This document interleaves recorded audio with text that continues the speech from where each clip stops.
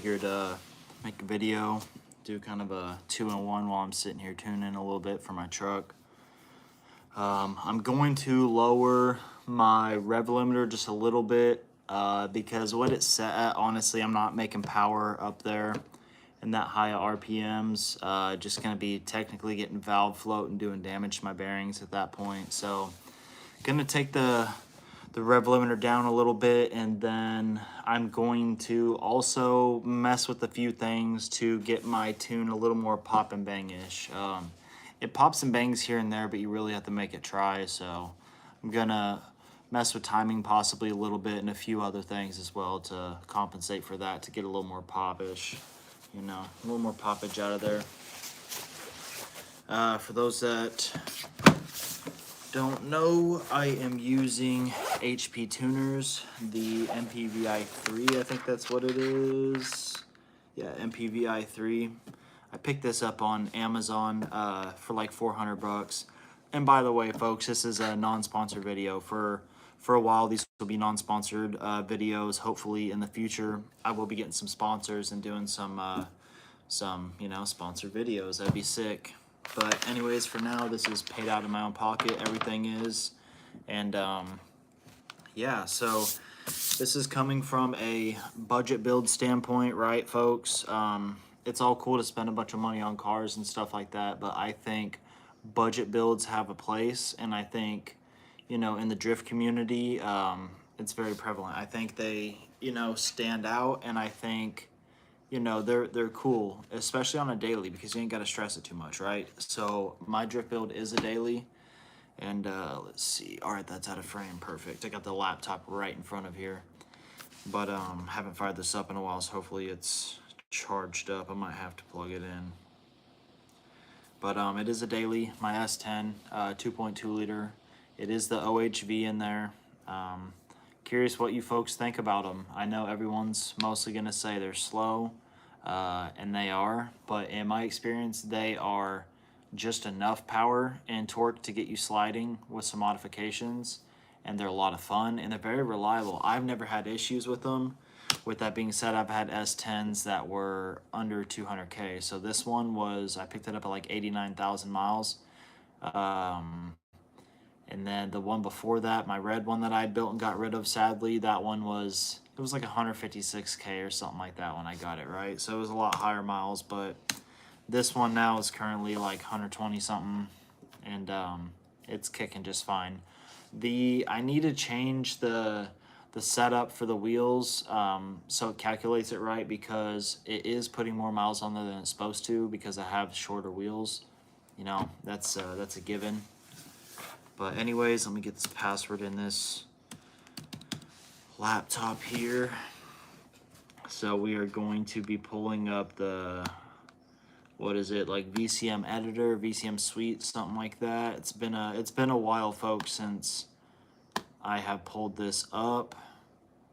And let me exit out. It's actually sitting there still. It's been a while since I've been on here, so let me turn up this brightness. This is way too dark. Let's see.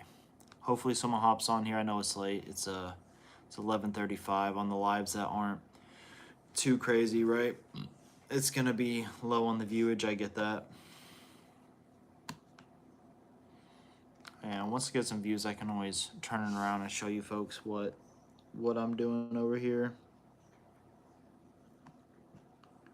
Let's see. And by the way, at this time that I'm filming this, last I checked just a little bit ago, my channel is sitting at like 125 followers, I'm pretty sure. So, or subscribers, I'm sorry. So that's solid. Hey, shout out to all of you. I really appreciate it. It's hard starting, you know, from the bottom on these YouTube channels, you know, doing the content. Seems like it's not going anywhere, but I want to just put it out there to help the folks, you know, that are interested in these builds, to keep that motivation pushing. And I know there's other people making videos about them and whatnot, but I just think that, you know, my 2 cents is valuable because I'm experienced with these builds, and, you know, people can tap in and have a good time and chat. What's up, whoever's watching? I appreciate you tapping in on the live. And leave a comment, leave a like, subscribe, and let me know what your build is. I'm working on a 2.2 liter S10, and I'm tuning right now on HP tuners. I'm pulling it up. I just got the laptop pulled up and about to get my tune going. They hopped out the chat. That's solid. That's solid. I ain't stressing it. I ain't stressing it. I understand that it's not going to be the most appealing background, right? So at this spot, I don't have a garage at this apartment. So my last setup I did, but it was a tiny garage. I'm talking like I could barely open the doors, all the way. Even just on one side, I had to tuck the truck over to one side to get one door open all the way, right? And it was just a pain in the rear, but it was nice to have a garage here. I'm working with a storage unit for all my tools, some stuff out in the porch, in that closet, and then I'm just working on stuff out in parking lots, right? So I'm hitting it old school, kind of like back like you did back in high school type vibes. You're just working with what you got, but it could be worse. It's not like you're out in the trails, stuck out in the middle of nowhere, working on something, right? Sometimes they're the best times of your life, but they can be miserable. And so I just got to compare it to that. I've done all kinds of hard work out in like gravel driveways and stuff, or out off-roading with something when something breaks on the trail, and it is no fun. So I really don't mind working on my truck too much, like out in parking lots, whatever. It kind of sucks having people peep in on you, whatever. And the only thing I have like mild PTSD from too, it's just kind of funny. I was working on a boss's truck way back in Texas, like back in the day, right? Like fresh out of high school, not too long, doing construction. I was doing oddball jobs all the time, and so this I was hopping up under old boy's truck. It was like an F-150 or something in front of this store, and this heavier set lady comes rolling up in some little car, right? It's like a Prius or something light, and little economy car rolls right up on my ankles, bro, like right up on my feet. And I'm like, bro, are you serious? And I'm punching the fender, right? I'm punching the passenger side fender, like, and I'm yelling, "You're on top of my foot," right? Crazy, crazy. So, and then the old girl, because the window was down, right? 'Cause it's middle of summer, and she backs up, and then my legs kick forward, bro. They kick forward out the front of her car, and then I get up, and I had so much adrenaline. I got so mad, I had to just walk up out of there, right?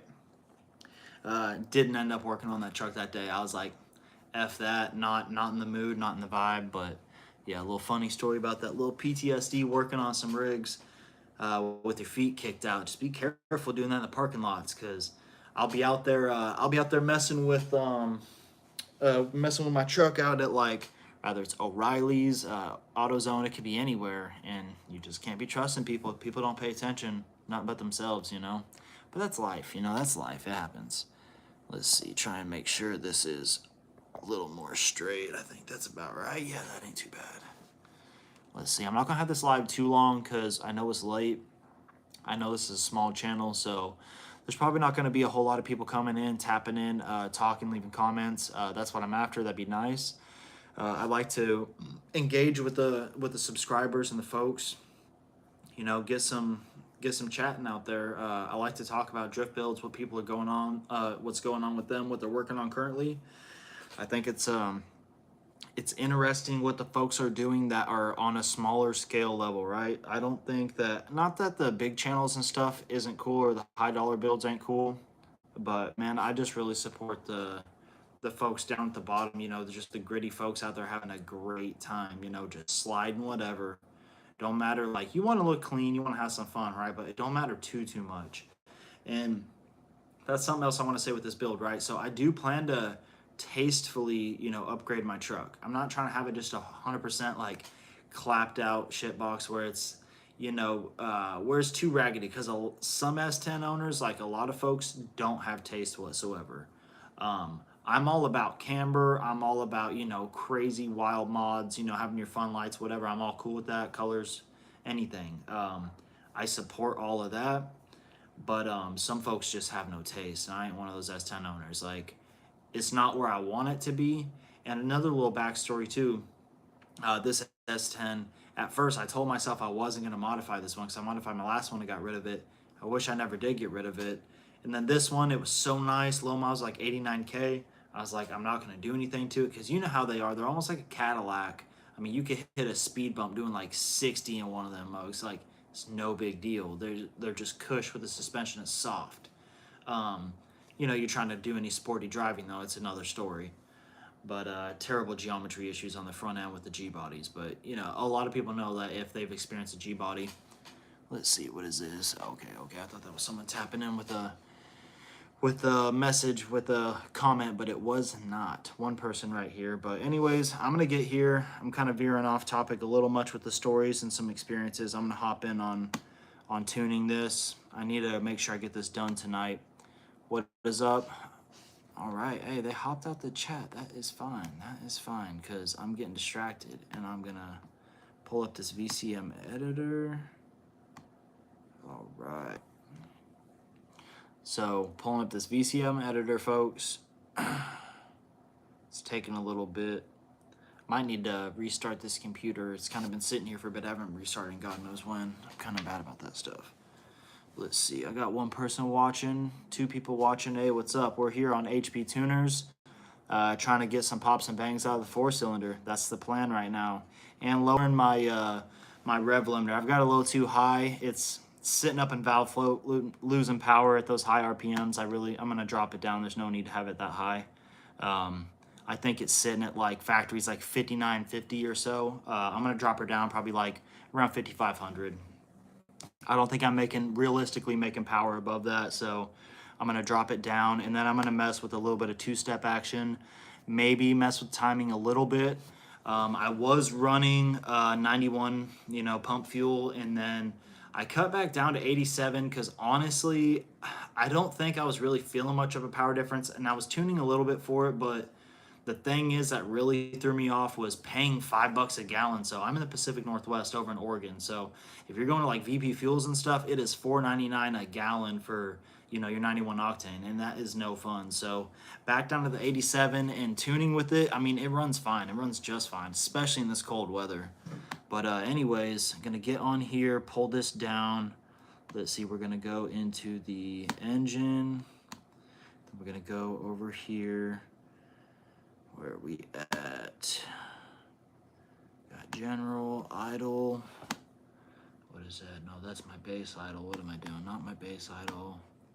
Airflow exhaust. It's been a while since I've been on here, folks, so it's going to take me a minute. How are you tuning? I am tuning with HP Tuners, so this is what I have. I have the MPVI 3. I got this maybe not quite a year ago, probably 8 months ago. Picked it up on Amazon for like $400. Bought 2 credits for my truck. I have a 2.2 S10 little 4-cylinder, so $100 there, $500 in total, and I'm tuning out the gate with that. I've got a lot of bolt-ons, so it complements it quite a bit. Definitely recommend it to anybody. Anyone that is green to tuning, I'm green myself. I don't know a whole lot whatsoever. I recommend you get out there and do it. You got the whole internet in your hands and just have some fun with it. Definitely worth it, folks. If you ever watch them old not Need for Speed, but Fast and Furious movies, they're messing with the laptops, having some fun. It's like that, bro. It's like that. And my truck, so I don't even have that many tuning capabilities with my truck, so it's pretty limited. Like, I've had people try to be like, bro, you can't even tune that. Like, there's nothing really to adjust on there. And there is. There's not like something, like a newer vehicle, like late, 2000s or something modern, but you can still mess with quite a few stuff here and quite a few things here. And if you guys want, I can pull it, show you guys what I am messing with, if that would be interesting. But I am learning here, and it's been like, I haven't even pulled this up in probably a month, couple weeks. It's been at least 3-4 weeks since I pulled this up, so it's going to take me a second to remember where everything's even at. So let's see. Where is my rev limiter at? Okay, right here. Yeah, we are set. So factory is set at 5940. I think they're just doing that for high RPM claims. There's a few reasons that they have it that high, but you are not making power with these 2.2s at 5940. Yes. All right. Let's see. Is that Mitchell Wallace? Mitchell Wallace said yes. What are you saying yes to? Curious. You probably maybe you're referring saying yes as far as I'm not making power at that high RPMs with this motor. That would be correct. If you're reassuring me on that, then yes, I agree with you. just the valve springs, they're just too soft on these little things, and I need to get some beehive springs, the 7500 beehive springs. But the thing is, it's not just as simple as swapping out a spring. You got to do a little handful of things to make it work right and jive properly without having clearance issues, because you have to get a spacer, or you have to do machining for your valve cover clearance because you have issues with that, right? And then, the seats, you have to do machining there. And then at that point, if you're digging that deep, you might as well do the +1 millimeter valves. And then if you're in that deep, it's like, what else are you trying to do, So it's just like, I don't know, the world's yours with these things. And I don't care what anybody says. Like, V8s aren't where it's at all the time. Sometimes low power rigs are fun. Doing your little bit of tuning with the computer, it's fun, man. It's almost like it's a damn video game. If anybody's ever rode like motocross, like dirt bikes and stuff, they would understand if they rode like two strokes. If you rode two strokes, 125 class, if you understand how lightweight bikes work with the power band, it's a lot of fun. Some people don't get it. They're like, oh, they're slow. You're too big for that, whatever. If you learn how to ride that power band and you're a good rider, then you can bypass somebody on a way bigger bike, way more power on a 4-stroke even, right? So same thing with these little S10s. Like, they're slow. You're not going to totally like pass somebody up in a race, but they're peppy and they will slide you around some corners consistently if you know how to drive. But I'm speaking over here from a guy that is full bolt-ons, like, for the most part, and stage 2 clutch, lightweight flywheel, all that jazz. So I can clutch kick to no end. I'm not recommending, you fully clutch kick your stock clutch in your S10 every day without preparing to buy another clutch, right?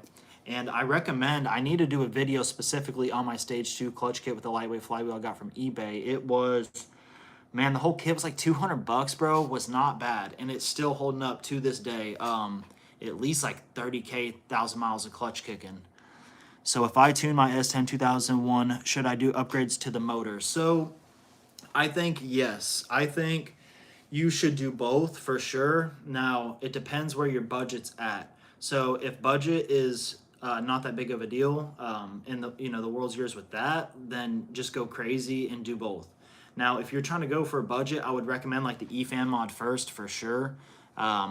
I do support like the cold air intake. I think that is a good mod, and a header as well. But I think that they can not be as beneficial, with your money. I think your best bang for buck is your eFan mod to start with, for sure. But I recommend HP tuners. LS, yeah. So I do like V8s. I do like LSs too. LSs are solid, but I'm going for something super light, low power. Or I'm not just.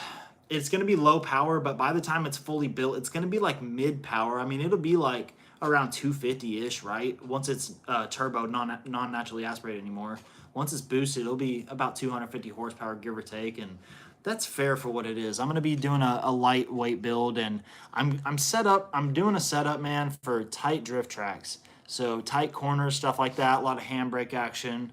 I think that kind of driving's fun, like Ken Block style, just like ripping around tight corners, going nuts. I think that stuff's cool. Let's see. And if you are still watching, Mitchell Wallace asking, about the upgrades, I think, for sure do your maintenance. A lot of people, don't do their maintenance consistently. I am a big believer in doing your oil like 3,500 miles, right? 3,500, 4,000 miles, and doing, your fuel filter on the frame rail, all that stuff like consistently. Doing your rear diff fluid, stuff like that, you will lose so much power. Like you could lose like 3-4 horsepower from all those things just being neglected from years and years of daily driving and nobody thinking about it, right? That's lit, bro. Where are you located? I'm located in Oregon, Pacific Northwest, man.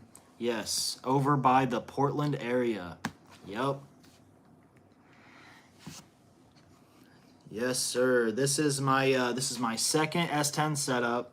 I built one before, like I've said. I don't know if you were in the chat watching whenever I mentioned that, but so I got a little bit of experience with them. That first one was an automatic. It was an AC truck automatic. This one is a manual, is a base model, no AC, and I definitely like the non-AC version of the truck. I think it is the way to go if you are into drifting and doing performance modifications, and you embrace the suck. You don't care about AC as much and stuff like that, but.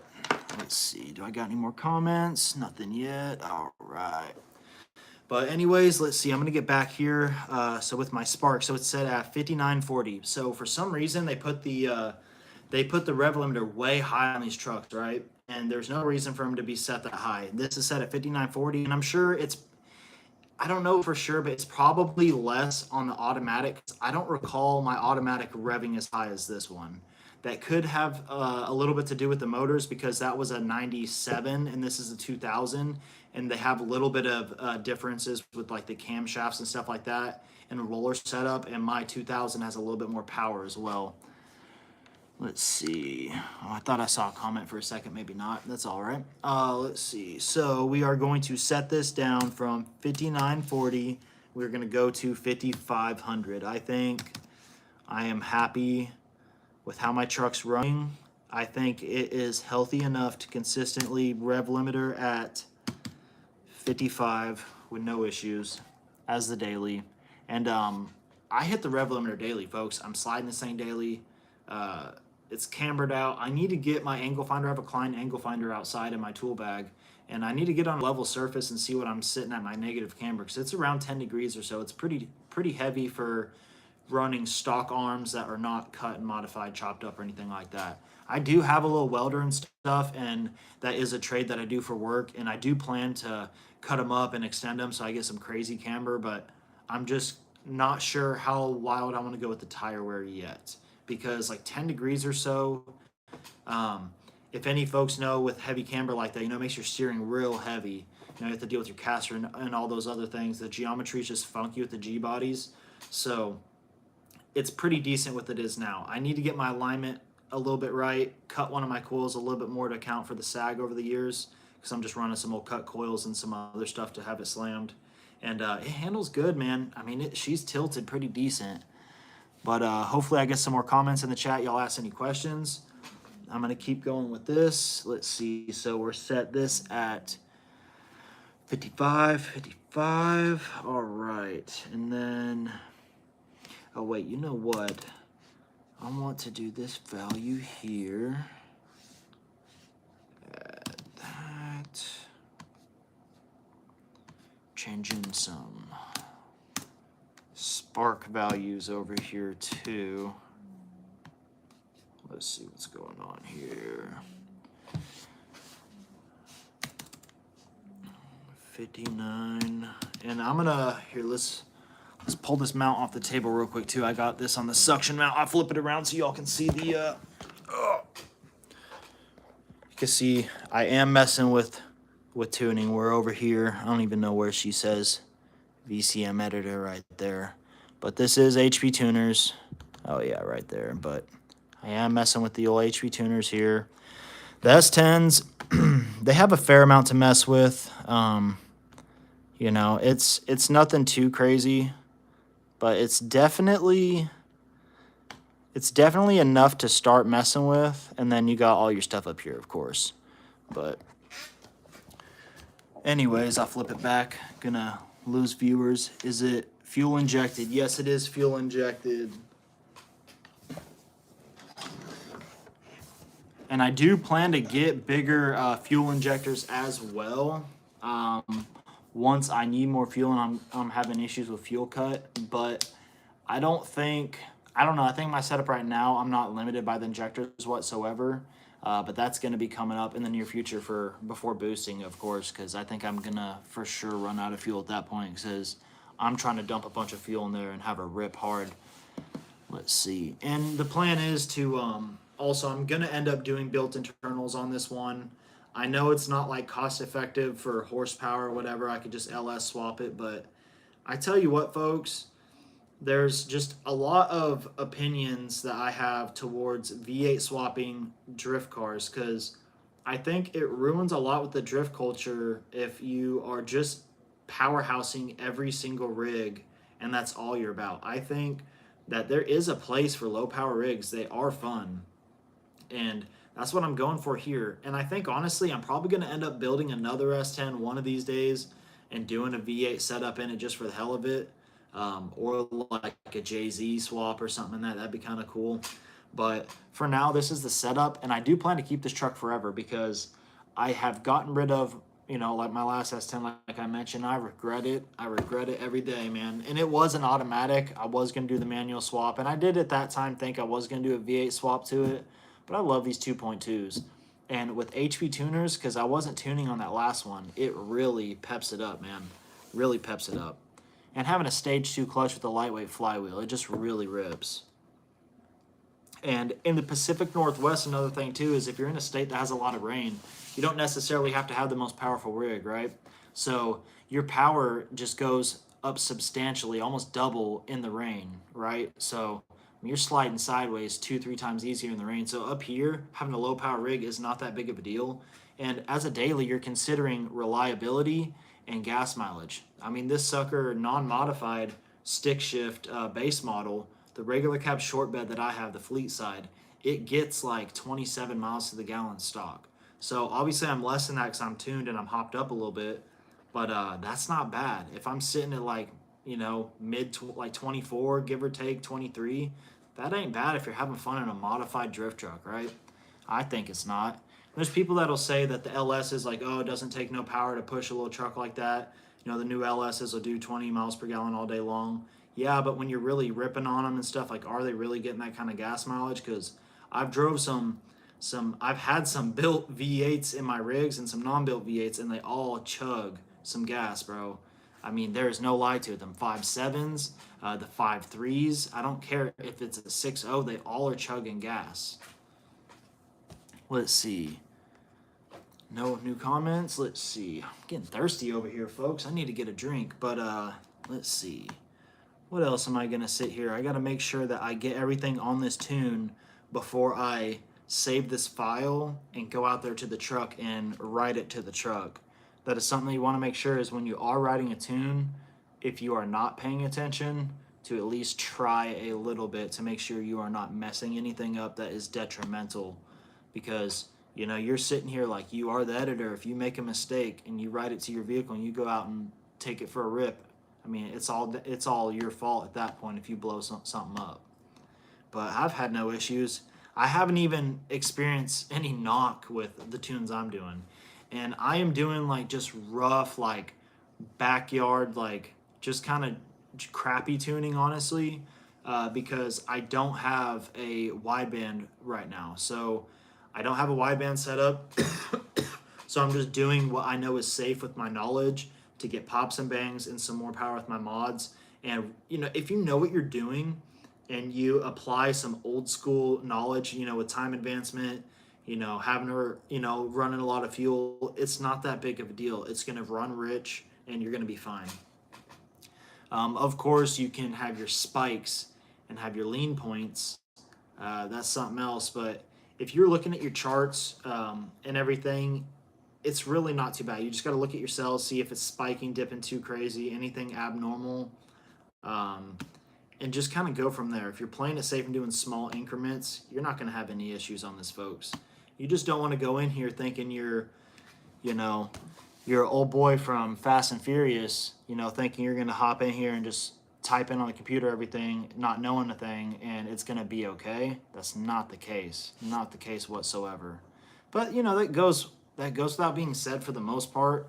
But I'm not going to sugarcoat it to folks that's like, yeah, like it is easy to start tuning, but it is not easy to optimally tune for the most power that you can get out of your rig compared to somebody that is super experienced, right? Because, I mean, it takes, like anything in life, you got to learn. And that's just what it is with this tuning. But don't be scared to do it. And by the way, folks, not all of your 2.2s can be tuned. So your 2.2 S10s, not all of them can be tuned. From what I know right now, I think it is 97 and up. 97 to like 04, I believe. You have to double check their website on the charts. They have the models and the years listed, but you can tune those. If it is like a 96 or before whatever 2.2, I am pretty sure you cannot tune those. Unless things have changed, then I could be wrong. But I think, honestly, $500, $100 of that being credits for my truck, it was well worth my money. How much horsepower have I got out of it? I think that I have probably got a good 5 horsepower confidently to the wheels, Definitely more at the flywheel, and that's just off of the tuning alone, and that is off just backyard tuning, folks. That's just slapping a few numbers in there, some things that I know is safe and that's going to work and give me some performance. And hey, it works for sure. Now I'm running, ignition system end to end that's performance. So I have Screaming Demon ignition coils. I bought those for like 80, 90 bucks for the pair. I think that's a good deal, honestly, for being a pair. It's not too bad. I've got some some wires going to those coils. I think they're OML or OMP or something like that. They were expensive, folks. They were almost 140 bucks. I almost regret buying those, but to be real with you, they are pretty high quality, and they claim to be made in the USA, but they are not in the top set of USA. They came from South America, so I don't know, man. They didn't even come in a box, right? So they came in a little package, and I feel like if I'm spending $140 for 4 spark plug wires, bro, throw me a box, right? They threw me a Jinsey sticker in there. I don't know how I felt about it. I'm gonna leave a video review just on those, but they perform okay and they're heavy. I mean, you can tell there's some copper in them. They're 10 mil, so their 10 millimeter wires are thick, and then NGK iridiums on the end of those. I may end up changing the spark plugs, change those iridiums out if I am running some NOS. Hopefully in the future I can get a sponsor on like a small nitrous kit from some company in exchange for like a video on reviewing their kit. I think that'd be kind of cool. Maybe like a little 50 shot or something stupid small. Even a 25 shot, I'd entertain that. But I think if I build the truck up, I think it'll handle 50 shot no problem. I'm not super big into nitrous because it's not like an all-time power ordeal. I'm bigger into boosting and stuff like that. But I think it would be cool to throw on the truck for looks and then having a little bit of fun to rip here and there. Let's see. Whoever's watching, tap in with some comments. That'd be solid if you want. If not, that's cool too. I appreciate you watching, sticking in. The views help. I was doing a live the other night for like 45 minutes, man. Nobody was watching. It was kind of eating me up. I was like, oh man, I'm sitting over here talking to myself. And I ended up swiping that one. I didn't end up saving it, and I probably should have, so people could go back and kind of pick my brain and whatever. But it's nice that people are tapping in and watching. I really appreciate that, and I appreciate that like. I'm working on my Chevy 2001 1500 daily, and I kind of want to turn it into a bouncer or drag truck. I don't know what yet, to be honest, bro. That is sick. All right, I like the Silverados. Them 1500s, the full size trucks. Man, I love them. Let me know. Is it a regular cab or is it extended cab, or even like a 4-door? It's most likely not. But let me know if it's a regular cab, extended. I think they're both sick. And honestly, man. So drag racing, that's kind of what I was more raised up on, man. Drag racing, V8s, and muscle cars. So I'm from Texas, and that's what my pops was on. He was real big into drag racing. We did a little bit, maybe once a year, every once in a while. So maybe once every couple of years, if he had a hot rod going, we'd go out there. And it was he had an old Firebird with a built 455 in it. But anyways, drag racing's a lot of fun, man. I really like drag racing. It gets you going. I think that it is not as fun as drifting or like autocross or circuit racing and stuff like that, where there's turns incorporated in the racing. But drag racing's sick. And then you mentioned a bouncer. So a bouncer, what do you mean by bouncer? Because I'm not sure with that terminology where you're from. That might be a lingo that I'm not familiar with. A bouncer, do you mean like putting it on bags and doing like a low rider to where you can hop it up and all that? Is that what you're referring to as a bouncer? Because I think that's what you're probably meaning. But that'd be sick. And curious what color that is too, because a lot of them OBS Chevys, man, they have some cool colors on them. A lot of the greens I like on my truck. They have a few greens, like 3 different colors. They got like that turquoise as well. A lot of good metallics. They have like the maroon. Oh man, they got all kinds of good different colors. Even like the gold, silver, man. You could just go on and on with the OBSs. They look so good in all those factory colors, man.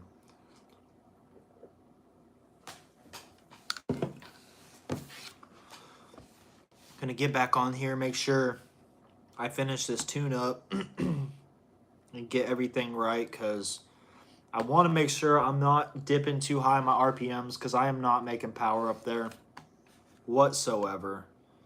Not that the truck's making much power to begin with, right? I know that, folks, but it is making some power, and that's enough power to slide me around in a passenger if I want. And I got the camper shell on the truck too, so I'm gonna do some sliding videos with the camper shell on, because that evens out the weight distribution too, right? So it handles different, so I can hit corners faster in a way because I'm getting more traction. It's a trip. You know how it is if you're putting like any kind of ballast in the bed of your truck or your rig sliding. Having a weight ballast in the back can help how it handles. I like having the least amount of weight, but sometimes having more weight can help with it being a little too slick on bald tires. And that's my setup right now. I'm running wires up front actually right now. I need to get some new tires ASAP.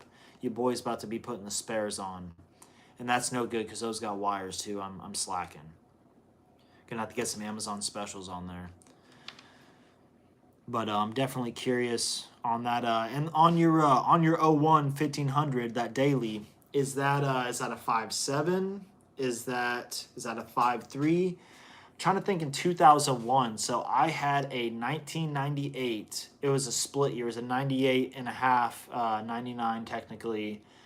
Tahoe, right? It was a 4x4, all murdered out. It was a 4-door 4x4, and the Tahoes are sick, man. Had a 5.7 in it, but had the 5.7 with the big heads with the fat valves in it, right? So it had a lot of power. Had like 255, 265 horse at the factory, bro. That is scooting.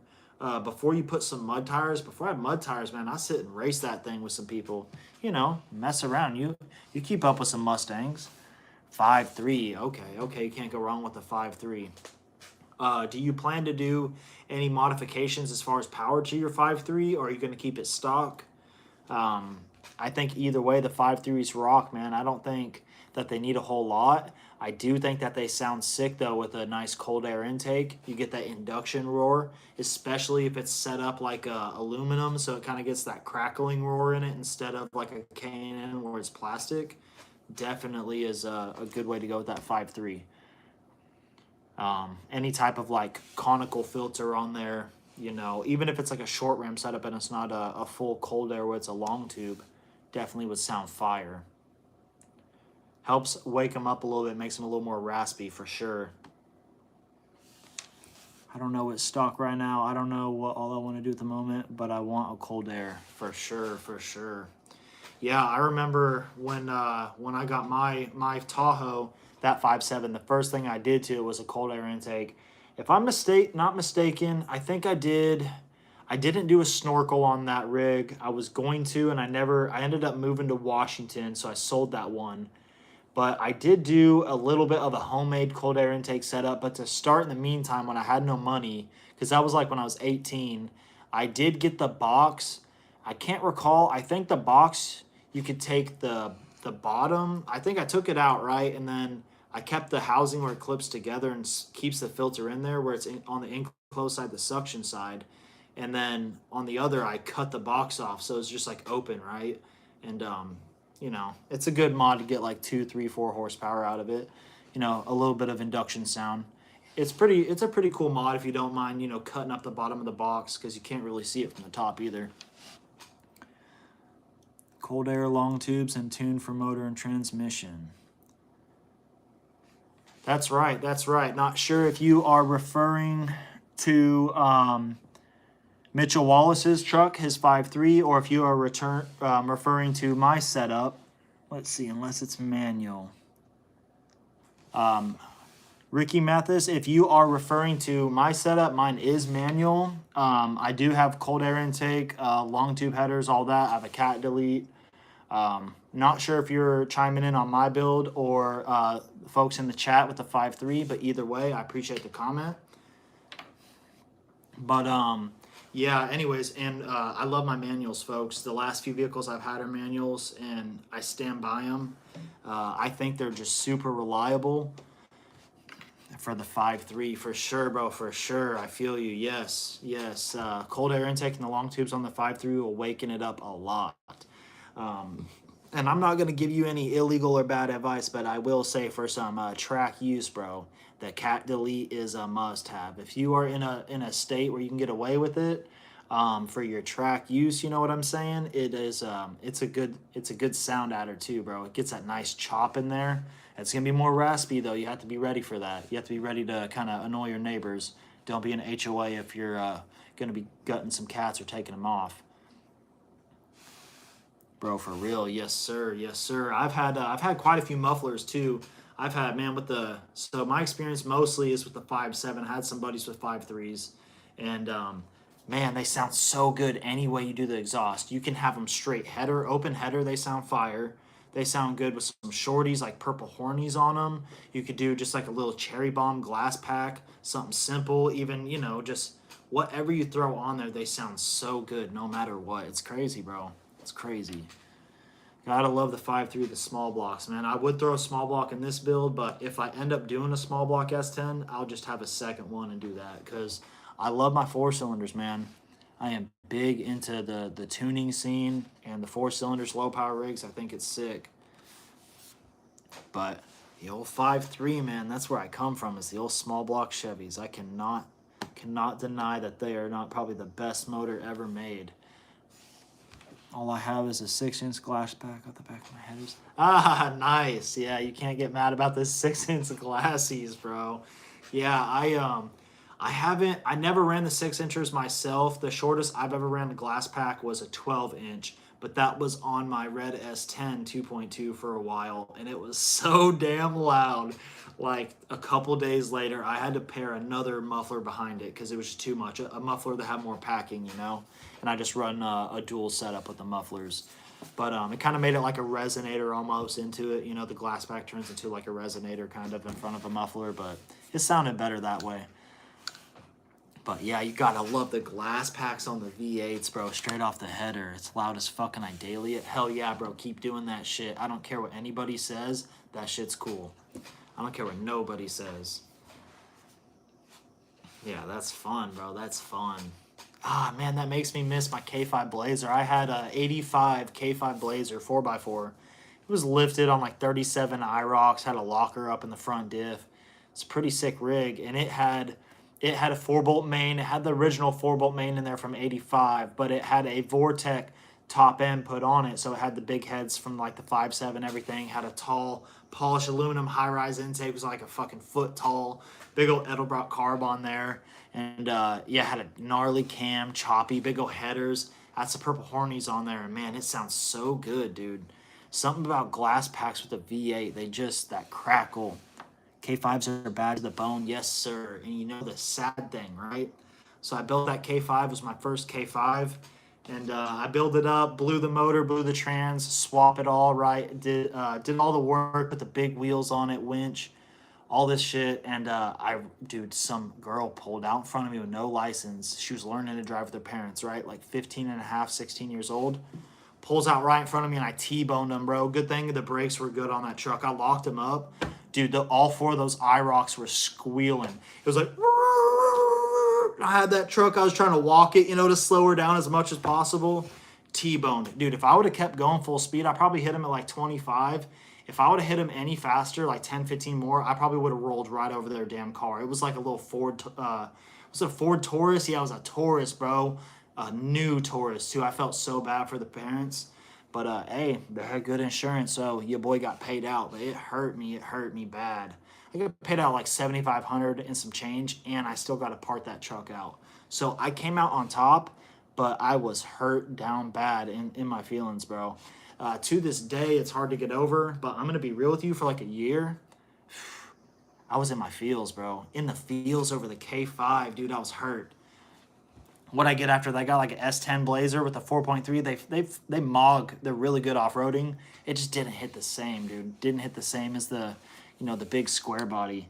Yeah, bro, sad as fuck. And you know what was bad too is I was young, got this new welding job too. It was like my second day, and everyone's hyping me up like, damn, bro, that's a nice ass truck. How old are you? Like, what the hell? Like, you did that lift on, you did all that, right? And I'm like, yeah, I just put a new motor in it, new trans, blah, blah, blah. Boom, right after that day, it's like second day, dude, coming home from work, nice sunny day, just cruising, smiling. Yeah, I was smiling too hard. God will humble you if you're up there too high. You're taking it for granted, bro. He'll give you them lessons. I ain't a big believer in too much spiritual stuff, but I will say, whoever's in charge of whatever, bro, taught me a lesson with that one. Taught me a lesson. But hey, it is what it is. You know, that ain't the only build I've had. I've done like the one that I sold to get that.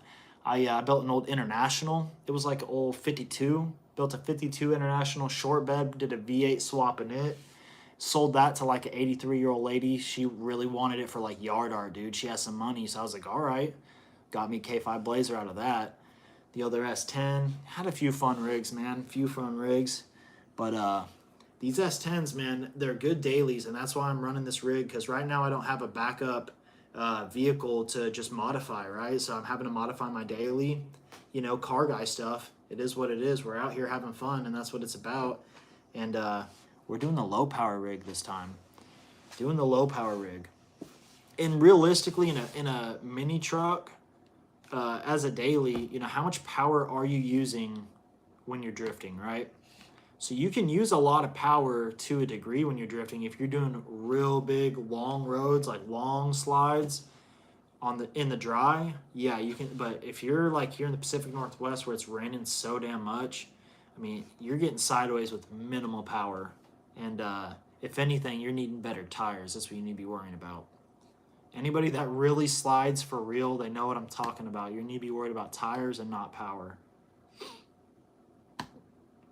All right, let's get into this tune over here.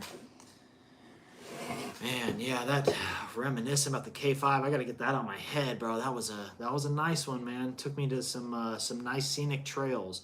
I almost rolled it off of a mountain, and maybe that's why God took it away from me, or whoever.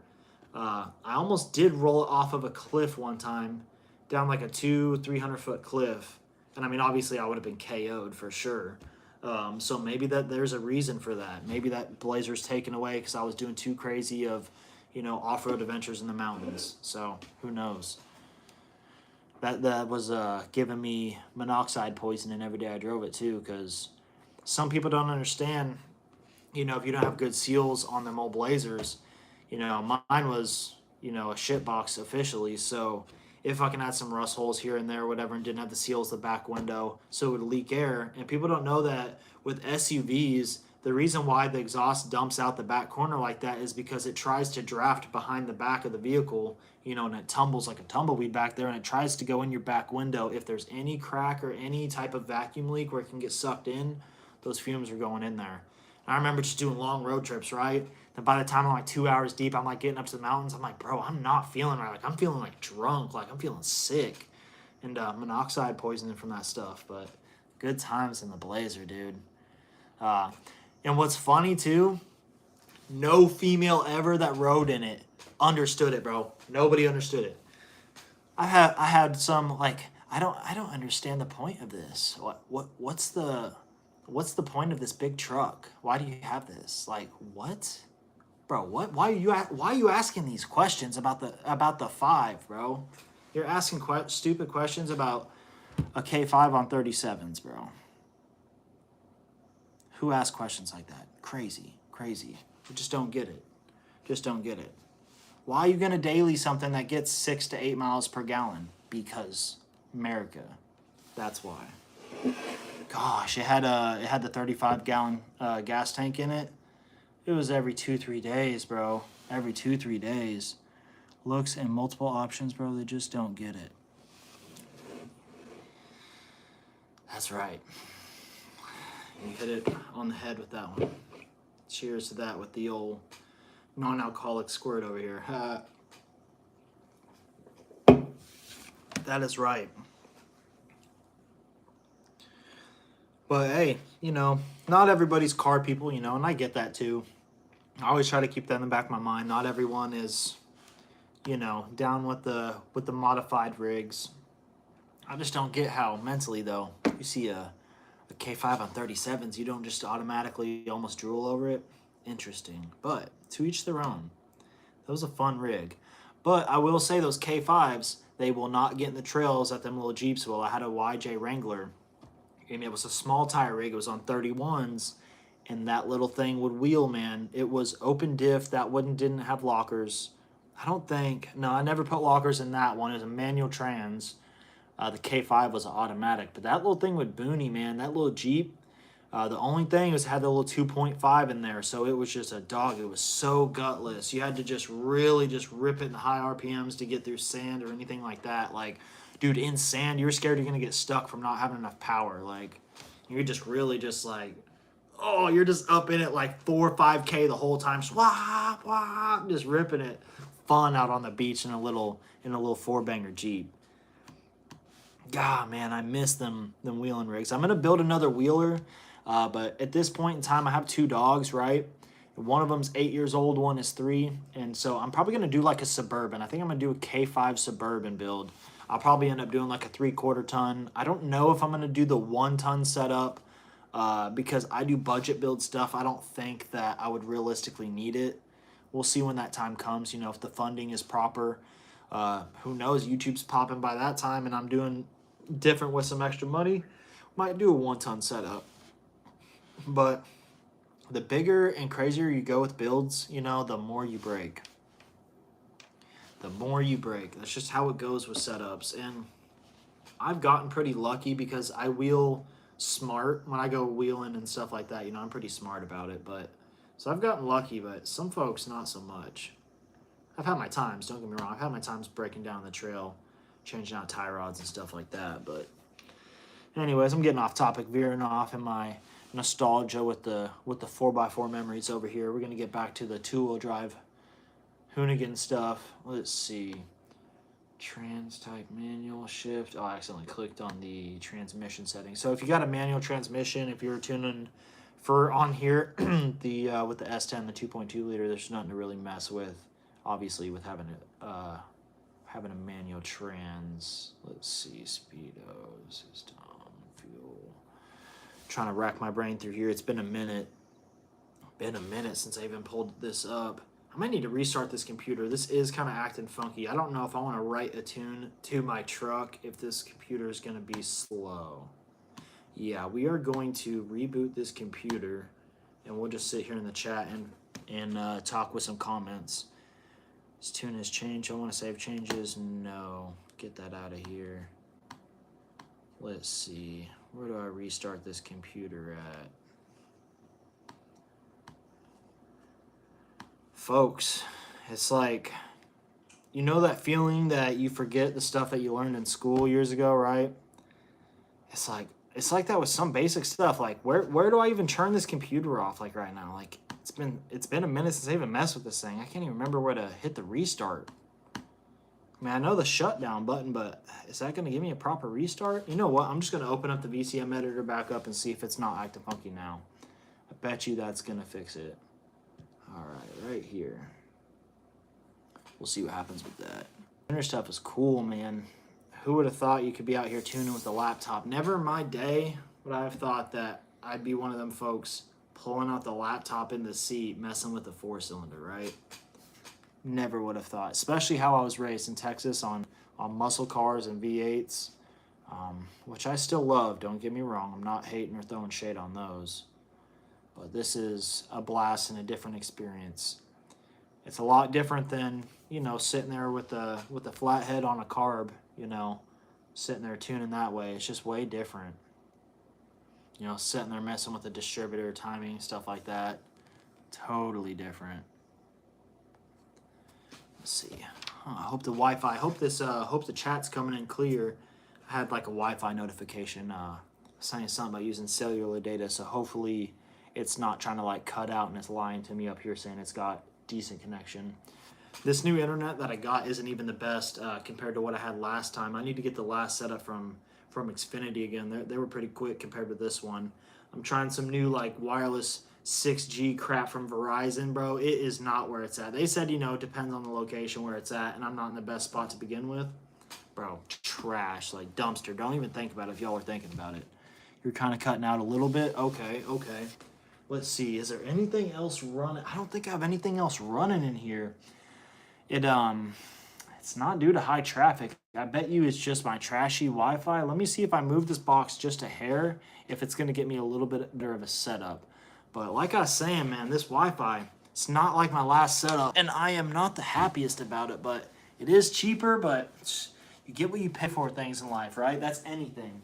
Anything in life, if you're cheaping out, only sometimes if you are playing it smartly, it's going to work out in your favor. You know, and that's with a very few things, I feel like. You only get lucky with those things time to time. But hopefully that helps a tad. I can't guarantee it, and I don't think it's going to help a ton, but hopefully it's just enough to get it watchable. I appreciate you staying in the chat. It's keeping me motivated, keeping me going. It's a big deal. Hey, what's up? K Gage El Malate. I couldn't pronounce that the best, but what is up? Thanks for tapping in and commenting. I appreciate that. Y'all are helping keeping me going, man. I definitely would have cut the live right now for sure if nobody was paying attention, commenting. So I appreciate and shout y'all out for that. That definitely keeps me pushing and keeps me up there with the good spirits. So right now I'm gonna hop back in and mess with some of my spark advance and a little bit of fueling. I need to mess with my rev limiter because it is way too high. And because I'd exit out, I'm kind of backtracking here, folks. The app it was kind of messing up the VCM editor, so I exited out and I'm back in now. And I didn't save the changes because I didn't want anything funky going on. So I'm getting back in here and doing that. But anyways, y'all leave some more comments about any questions. If any y'all messing with tuning like this, you know, in this form, as far as like with the Cobb tuner or anything like that, like HP tuners. I'm not super familiar with all the other ones. I'm trying to think off the top of my head. There's like Cobb, there's HP tuners. I'm pretty sure Holley, I think Holley offers tuning now, or they have for a few years, I'm pretty sure. There's a few other big ones, but I'm not too big into like, you know, other brands that HP tuners doesn't support, right? So let's see, getting some text over here, checking that. All right, hey, it's all right. But hey, y'all, I appreciate y'all staying in the chat for so long. I know that life gets busy. You know, you have to head out, or if the video's cutting out, either way, that's solid. And we're going to get back to it with this tuning over here. Late night at 12:28. Coming from the Pacific Northwest over here. Anybody from the Pacific Northwest, hit it up in the comments. Leave a comment, that'd be sick. Very curious where y'all are from. Where my OG, my Texas folks, Texas fam. That's where I'm originally born from. So that's where a lot of my time was spent. Y'all leave a comment. Even if you're not from the Pacific Northwest or Texas, you know, let me know where you're from, where your location's at, where you're out sliding or drag racing or doing your car enthusiast stuff. You know, let me know. Was just over there, but I'm from Oklahoma. Okay, sick. Oklahoma. My pops is over in Oklahoma. Over in, what's that area? Right on the Red River, like Colbert, Oklahoma, that type of area. Kind of over there by like Denison type of vibe. That's where some of my folks are at, some of my family. I've got a lot of family in Oklahoma now. I'm thinking about it. I've got a lot of cousins and stuff. Not super close to my family though. I am with some of them. A lot of them I'm not. So that's kind of like a spotty thing to say, but you get kind of where I'm coming from. I have a big family with that being said. So you folks know how it is. Life's crazy. So family's kind of spotty with things, but Oklahoma is where it's at. Cheap living. I don't know in your area. I have heard like Oklahoma City and some areas like that are not so cheap. Even though that the pay is a little bit better there. But out in the country, bro, there's opportunity in Oklahoma. Definitely opportunity. You know, you get you like a single wide, double wide, some land, bro. You can get something set up, get a shop going. I definitely was gonna go that route. I did move back down there for a while, and I worked out at Caterpillar for a bit, doing welding fabrication, working on the oil mining rigs, building them, and it was a cool setup, you know, but they just didn't pay as much as I'm used to from the Pacific Northwest doing contracts, right? Doing contracts on stuff for the Navy, the marine work like that, you know, welding, fabricating on that stuff. It's just the pay wasn't there, so I skated up out of the South myself and came back up here. But hey, I like it over here in Oregon. I'm over here kicking it around Portland myself, and I think it's pretty chill over here. I like it. I like trying different areas and stuff like that. You know, I think it's very good to try to escape from wherever your hometown is and go adventure out and you know, kind of see life, you know, see what's out there, see the country, the land. And then, you know, if you want to come back and veer back home, you know, I think that's solid. A lot of folks, you know, are scared to get out of like hometown, whatever. And it definitely hinders a lot of people's lives and thought processes and, you know, how much they succeed in life. I think that the folks that are scared to, you know, get out of state or go do something like that are just scared for big changes like that, and they're not going to get the big changes because, like, you know, nobody's coming to save you, right? So um you know, right, getting let's see, how's the the protesting, right? I So I am tucked off, right? So I'm a little niche area, kind of like over Milwaukee, right borderline of Portland, right? So I'm like right in the middle on the edge, and it's wild at times. I haven't seen anything that's like where they got to get police involved, but I have heard stories, and I've done better about getting out of too many politics and stuff like that, right? So it's not like in my feed on my phone, so I don't see it. But as far as seeing it like in person, it's not too crazy. But there is the occasional, like on a weekend, like, you know, there's folks out there like 50 or 100 of them with their little, you know, signs saying whatever, and it's cool. You know, I support people preaching their opinions. That's cool, but some of it is comical nonsense. You know what some of the folks say, and my you know my viewpoints are going to be different coming from Texas compared to here. So some of it is just like comedy, bro. Yeah, some of it's comedy. It's great.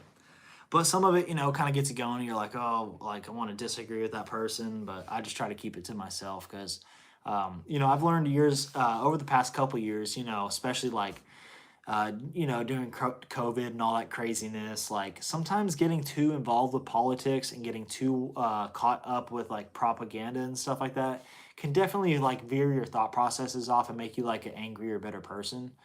So I try not to do that. You know, sometimes I can have a short fuse like a lot of folks, but yeah, I think it is definitely comical though. You know, getting back to that comment, I think it's comical with the protests in Portland and stuff. It's definitely hilarious.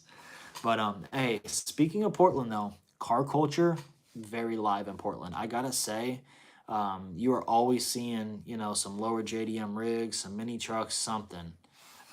Even if it's not, you know, like my favorite like budget builds or something kind of cool, old school, whatever it may be. There's a lot of newer stuff running around, people modifying new rigs, which I like too. So I think it's definitely cool with the car culture here. Definitely a spot to check out. Let's see. Double checking the comments, make sure I didn't miss anything, right? All right. Gonna get back on this tuning a little bit with the HP tuners. Let's see, I've been live, okay, a little bit over an hour. Not too bad, not too bad. My phone's kind of blowing up. I'm getting some more comments and views and stuff on a short that I made recently, so I'm happy about that. Finally, I've got something that's kind of, I'm not gonna say skyrocketing, but for me personally, as like such a small channel, it's skyrocketing for me, and it feels good. It feels good to have a video where I'm starting to get like a lot of comments, right? And then like, you know, like I said before, the comments in this live here are very appreciated too, very much so. It's definitely motivating having folks tapping in on the channel because one of these days it's not just going to be one viewer, two viewers. You know, this will be a bigger channel. I do plan to not give up on this. I will take it to the top. And whenever this S10 is done, there is plenty more builds and stuff to come along. And there's other content that I'm going to be making. I do have another channel too doing some other stuff as well. I'm not going to dig too deep into that.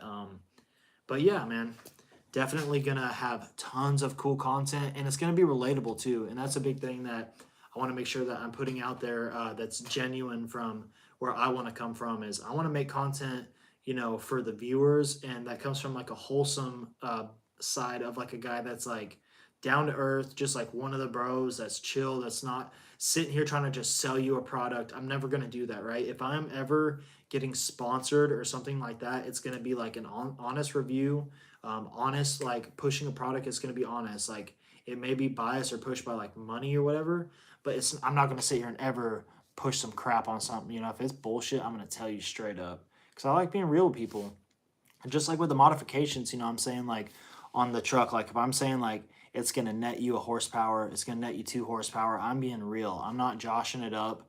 Because like a lot of folks like to do that. They'll be like, oh, cold air intake on this is 5 horsepower. And it's like, no, on your 4 cylinder, you're probably getting 1 to 2, maybe at best 3 if you're tuning with like HP tuners or something, right?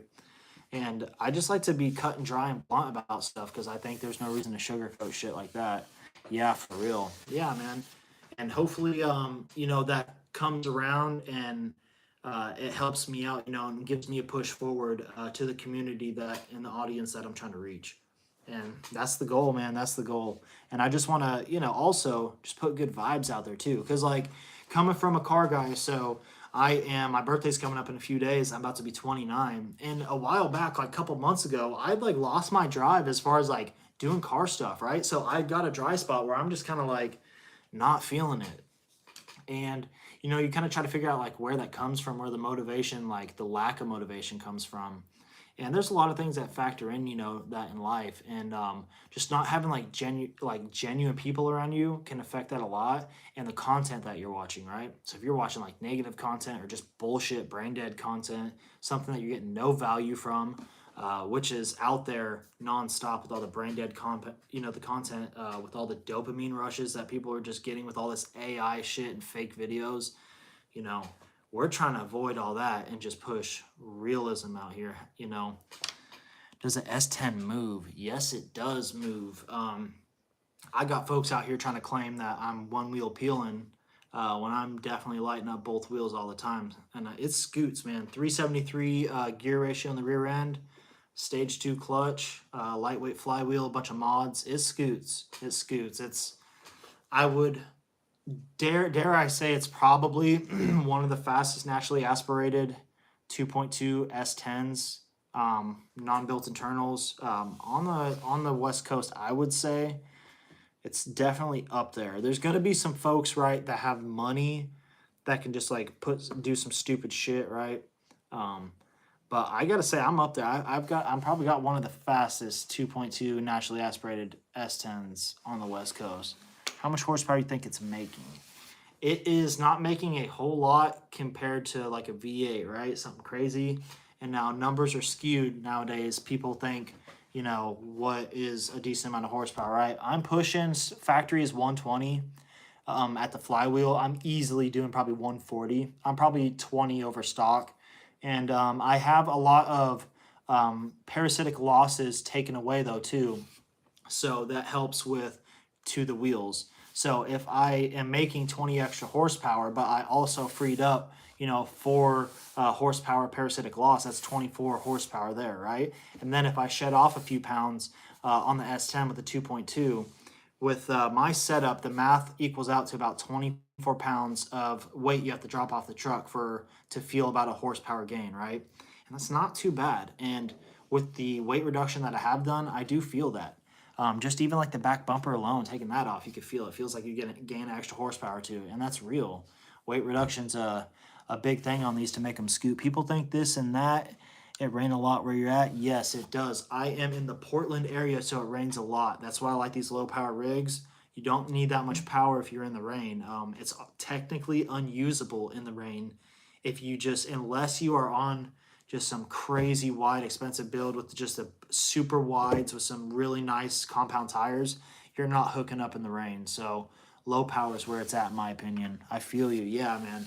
That's my view on it.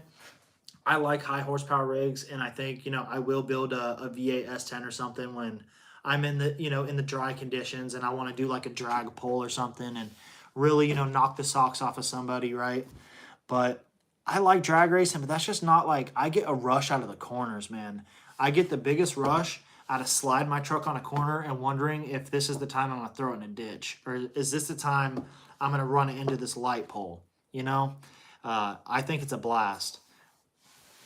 Let's see. I'm running a stock 97 F-150 extended bed single cab with a 4.2 V6. Oh, that is a sick setup, man. And that's coming from a guy that's not like the biggest into Fords, but I love all builds, and that is sick. Okay, so the V6, what kind of power is that V6 putting out? Do you know like estimate numbers of what your truck's putting out? Because I'm kind of curious on like your power to weight ratio, right? So like a 97 F-150, what are you weighing at? Are you around like 4,000 pounds, give or take?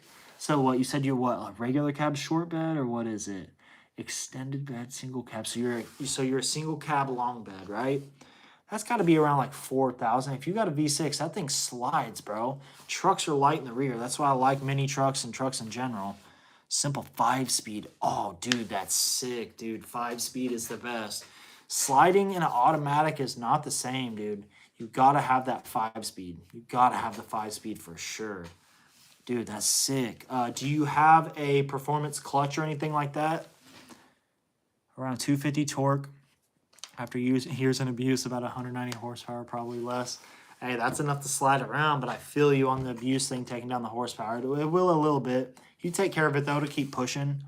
Around 250. Oh, man. Have you thought about boosting it at all, or are you just going to keep it naturally aspirated? Because, hey, I'm real big into boosting some V6s, 4-cylinders, whatever, right? So I think that shit's cool. I think that's just as cool, if not cooler, than V8s, honestly. Yeah, 250 torque. 250 torque is decent. My torque, I don't even know what my torque's at. I'm trying to think of torque ratings on my truck. It's not too bad because it is an overhead valve, right? So being an overhead valve motor, it is a little torquey on the bottom end. And yeah, light rear end. I'm going to blow this V6 up and throw a 4.6 V8. Okay, you're going to put a V8 in there. All right. I like it. You're going to go naturally aspirated V8 or turbocharged V8? Because some people have mixed opinions about that. Some people don't like going boosted, you know. They like the reliability and the simplicity of naturally aspirated, which I totally rock with, which is what I'm doing for now anyways. Yeah, the 4.6, dude, that's going to rip. I'm trying to think what that 4.6 would put out.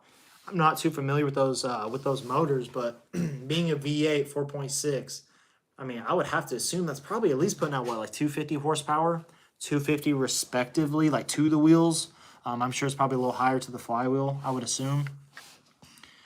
Let's see, everything stock right now, needing a flywheel and a little throw-in and a better clutch in it too. Yeah, so I recommend getting a stage 2 or whatever clutch.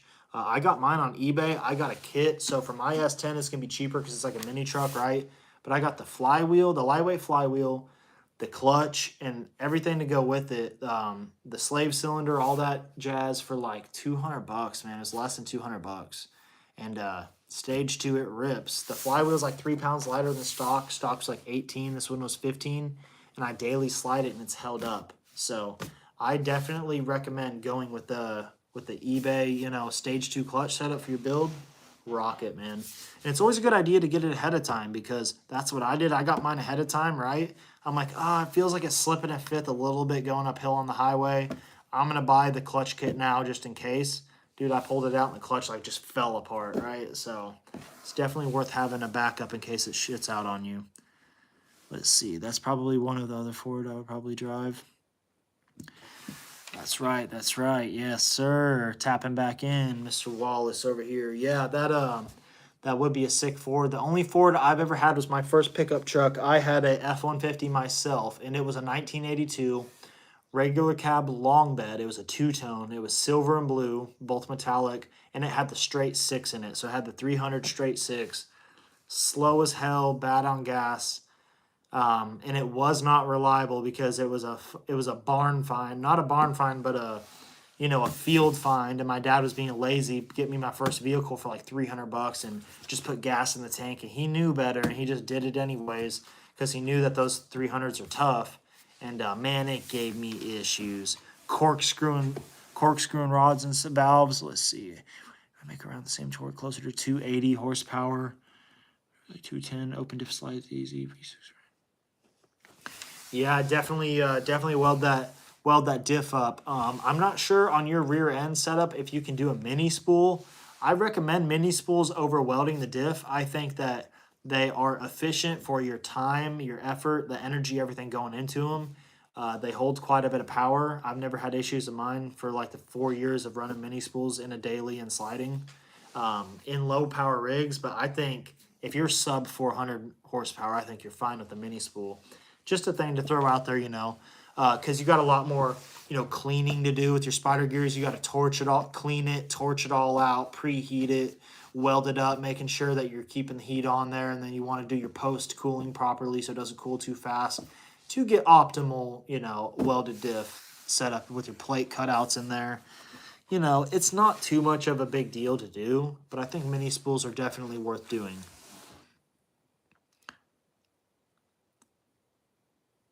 Hard lag. Okay, my bad. My bad on the hard lag. Let's see. Oh, you know what that is? That is my phone over here getting low. I need to plug my phone in. It is dying on me, and the internet to begin with isn't going to be the best over here. And maybe I should move my phone with where I'm at, but it is that gateway. If y'all are considering that 6G gateway from Verizon, be wary with your location, because it is nothing compared to the hardwire setup with the coax in the wall, man. I am regretting getting rid of my Xfinity and going to that crap. Let's see. Hard lag, accept your shit is way more impressive. I'm glad you actually know what you're talking about. I'm reading Talon Man's comment over here. Are you talking about, okay, you're talking about the front angle, so you're talking about my rig. I wasn't curious if you're tapping in on someone else's rig. So, Talon Redman said, except your shit is way, way more impressive. I'm glad you actually know what you're talking about. I love the front angle. Thank you. I appreciate that. A real one recognizes. I'm not over here just faking the funk. I'm not the most intelligent guy, and I don't know the most. You know, I'm not the most intelligent car enthusiast, but I'm not going to BS you with the knowledge, right? And I'm going to lead you in the right direction, steer you in the right direction. So that's what I'm here for. Love the front angle. Oh, he said, sexy mini wheels. I miss the 89 S10 my grandma used to have. Oh, man. Graham's driving the 89 S10, bro. That's sick. Yeah, you gotta love the 89s, man. So that's that square body. So, man, I fell in love with that square body S10. They look so good. My dad had two of the 4x4 Blazers with those. They had the 4.3 Vortex in them. And yeah, those are nice little rigs. He had a 2-door and a 4-door. But yeah, those are great. And mentioning that you said you love the front angle, I appreciate that. The negative camber sitting fairly heavy. It definitely helps with the drifting and pulling back to center whenever I need it to. I got to mess with my alignment a little bit more. I've been kind of lazy, but dude, she had the old 5-speed with the V6. Oh, bro, that what? Graham's ripping the 5-slapper with the Vortec V6, bro. The 4.3 in there, dude. I bet that truck was scooting, bro. Scooting with the V6. Dude, that's insane. Like a project to begin with. Dude, that's insane, man. That's so fun. That's so fun. That's a good memory to have and cherish. Just thinking, you know, Graham's had a 5-speed S10 and not a 4-cylinder. It wasn't the 2.5 Iron Duke either, because those are way more of a dog than these 2.2s even are. So that's solid. She had the little ripper in there. I remember the first time my dad really ripped it in his little 4.3 Vortec, and I was surprised for a V6. I was like, bro, this thing's moving. For a full frame setup, not bad. Because, you know, those little 4-door S10s, the 4x4s, they're full frame. They're not heavy like a full size, but they're still heavy somewhat. No, it shit itself after like 2-3 years. She let it go for $500, man. Oh, $500. Oh, I wonder what it was. Was it the spider injectors in the intake? Those are trash on those models. My 5.7 had the same similar design with the spider intake injectors, and they'll burn up in there. They make replacements that are way better design. Put a 6.0 in that thing. You talking about put a 6.0 in the S10? Bro, 6.0? That'd be sick. If I could afford it, dude, I'd be down. Donate me one. I'd be down to throw it in there. And all the means to do it, shoot. My dad had a 6.0 in his 3/4 ton. He had a 2003 regular cab long bed work truck. Mild lift, had like a 3-inch lift on it, some like 33s. It looked all right. It was pretty tough, and had a 6.0 in it. And that, boy, that thing was scooting. It did have a limited slip rear end, so it did have like a posi in there, like a clutch locking rear end, so that sucker would hook up, man. Yes, dog, S10 got me more in. Understand you don't need a hella motor to have fun truck. That's right, man. You don't have to have hella motor to have fun truck or car. You know, people have that mistaken. Car culture's cooked. You know, everybody with daddy's money or family money, you know, or just the tryhards that are over here just getting the most horsepower and everything. It's cool to a degree, but when that's all that you're about with your car enthusiasm, I don't know. I don't think you're a real car enthusiast to me. You know, definitely low power rigs are fun for sure. And the real drifters and folks, they get it. They get it. Find a junkyard 6.0. Well, the thing is, man, so a junkyard 6.0, what would that realistically cost me in Portland, Oregon, right? So, and the fact is it's not just a 6.0. I have to have a transmission to pair up with that, and I have to have the proper bell housing set up. Then I have to have a custom shortened drive shaft unless I do it myself, which I can buy, do it myself. But the thing is junkyards aren't cheap no more, man. To get my 2 sway bars for my S10 out of the junkyard, I pulled them myself. Those grimy bastards charged me $100, bro, with the pick and pull. I almost fought the guy at the counter, bro.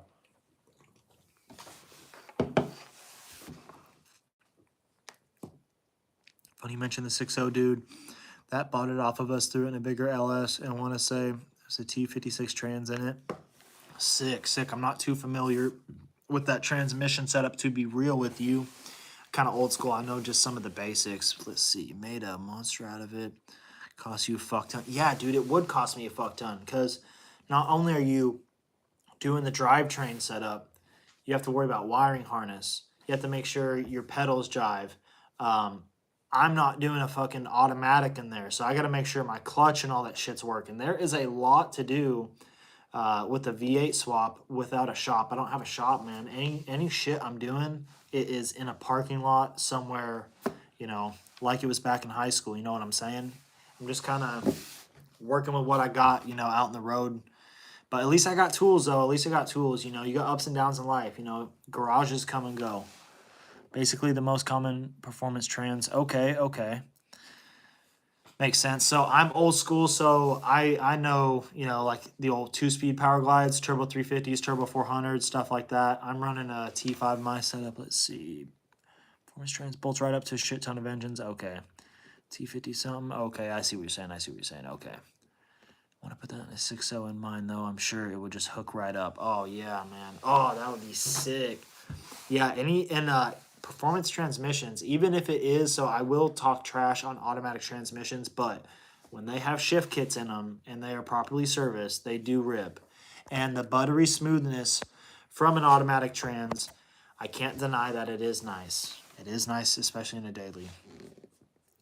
I want to put a 6.0 in mine, though. I'm sure, let's see, I just read that one. Like you said, the differential locker is all you need, bro. Yeah, the diff locker is all you need in any low-power rig. And some people get it skewed, too, that they're worried that they're not going to have enough power to light up both wheels, right? So they think that, I can barely fry the tire with the one-wheel peel, the open diff with the spider gears, that I should avoid until, the locker until I get more power. That's not the case because it's like a go-kart, right? Or like a four-wheeler with a solid axle in the rear. When you put them at the right angle, they're forced to go sideways, and they are forced to break traction because of the bind you're putting it in. And then you have the power to help assist it. So it definitely helps with that. And it helps with predictability. So if you're sliding, you don't have the truck randomly bucking side to side because a lot of folks, if you are sliding, say on a non-controlled surface like a track, you can hit dry spots or wet spots. And then if you hit a dry spot and you're sideways, that tire can catch. And if that open diff wants to act up, it'll buck you sideways and throw you into a curb and a traffic. You want the predictability of a locker or mini spool for sure. Let's see. Just let it rain, man, and you're good. That is right. And even not raining, mine still slides when it's dry, and I'm super low power to my setup. I can still chirp tires and slide in second on dry pavement. Let's see. Do you have any clips of you drifting the S10? Yes, I do. And actually, I need to get this plugged in. My phone is on 4%, so I hope this doesn't cut down on you folks. I'm going to keep talking while I plug this in. I got it like right over here. Anyways, I do have some clips of me sliding the S10. And right now, you are on the new mount that I got today for my birthday coming up the next few days. I got my present early, and I got a newer suction mount, right? And it is badass, and it is going to help me get some POV shots inside the cab. And that is going to be coming up soon. The only thing that's kind of holding me back right now is tires. So my tires are kind of bald. I'm running on wires up front because of the camber, and the back is getting close. And then I threw my camper shell on the other day because I was doing some stuff and I needed the back to be dry. So on, but it still slides with the extra couple hundred, like 200 pounds on there, whatever the shell weighs. So I might get out there and slide it tonight because right now it's 1 o'clock. If I let my phone charge up here in a bit, I could even maybe hit the live. We'll see. I don't know if I'm going to go out there and slide it live. But I'll definitely get some clips tonight and post that up on the channel for sure for you folks to peep that. And it's going to be off my iPhone, so it's only going to be the image quality that I can provide with that. But if I don't do it on live, it's not going to have the cutting in and out, so the quality should be, pretty close to like 1080 or whatever my phone will put out off the iPhone like 13 or 14 I'm filming on. But the mount is pretty sick. It's going to get some really good views. I can put it on the hood.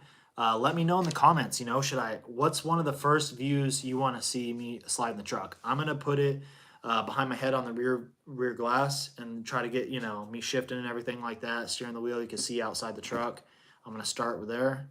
But just let me know what you guys think. And I'm going to tap in on these comments. Let's see. Yes, dog, that F-150 with the solid rear end and independent front. I think that's around 4,400 pounds. Super heavy, super slidey. Yes, sir. And sometimes that weight can come into your advantage. You have to use your weight with low power rigs anyways. You have to Scandinavian flick them and put her sideways and use the weight to your advantage with the momentum. And that's just the cold fact of it. And if you know how to drive in that manner, it's not that big of a deal with those low power rigs. 4,400 pounds is definitely slidable for sure. Do the Vortec Atlas 5-cylinder. To be real with you, I am not familiar. The only 5-cylinder I know is the GM like oddball piece of shit black sheep that they made. I don't even remember what it went in, like a pickup or something stupid. I don't even remember. And I think it got like canned. I think that got canned. I could be mistaken. I know very little about that 5-cylinder, but that might be the one you're referring to, and that might just be like a funny comment. And if that's what you're getting at, that is hilarious. Let's see. Which country are you? I am in the United States. I'm on the West Coast in Oregon. My opinion, one of the greatest countries there is. There's many great countries, and there is many not so great countries, but this is one of the great ones. That is for sure. And I'm on the better of the two coasts. Get at me. Don't get too hard at me with the Florida folks, though. Y'all are with it. I'm with the Florida folks. Y'all are very similar to the Texas fam. Let's see. What would you be lit live? You would get some views. Okay, that would be lit doing live, get some views. I might slide it live. Maybe this charges up a little bit. I'll go out there live, set up the view, the camera angle, and we'll go slide, middle of the night, right? We'll go out there and hit a few roads, whatever my tires can handle. I got a spare tire in the back, so if I have one blowout, I'm good. If I have two, I'm gonna have to figure it out. Let's see. India. Oh, that's where you're at, India? Okay, that's solid. That's solid. Thank you for viewing from India. That's cool, man. Let's see. Front end, nice implanted. Rear end light. I drive, like I said, 600-700 hours in a Seto, drifting in around the same seat time, I'd say. Every time it rains, I learn more in the truck. Had a Vortec 4200. Yeah, you always learn more every time you drive. I don't care what anybody says. No matter how comfortable you are, you're always learning something while you're driving. And rather that is learning to not be too complacent, because a lot of the time that's what you're learning. It's like, okay, hey, just because I got skill don't mean I need to be complacent.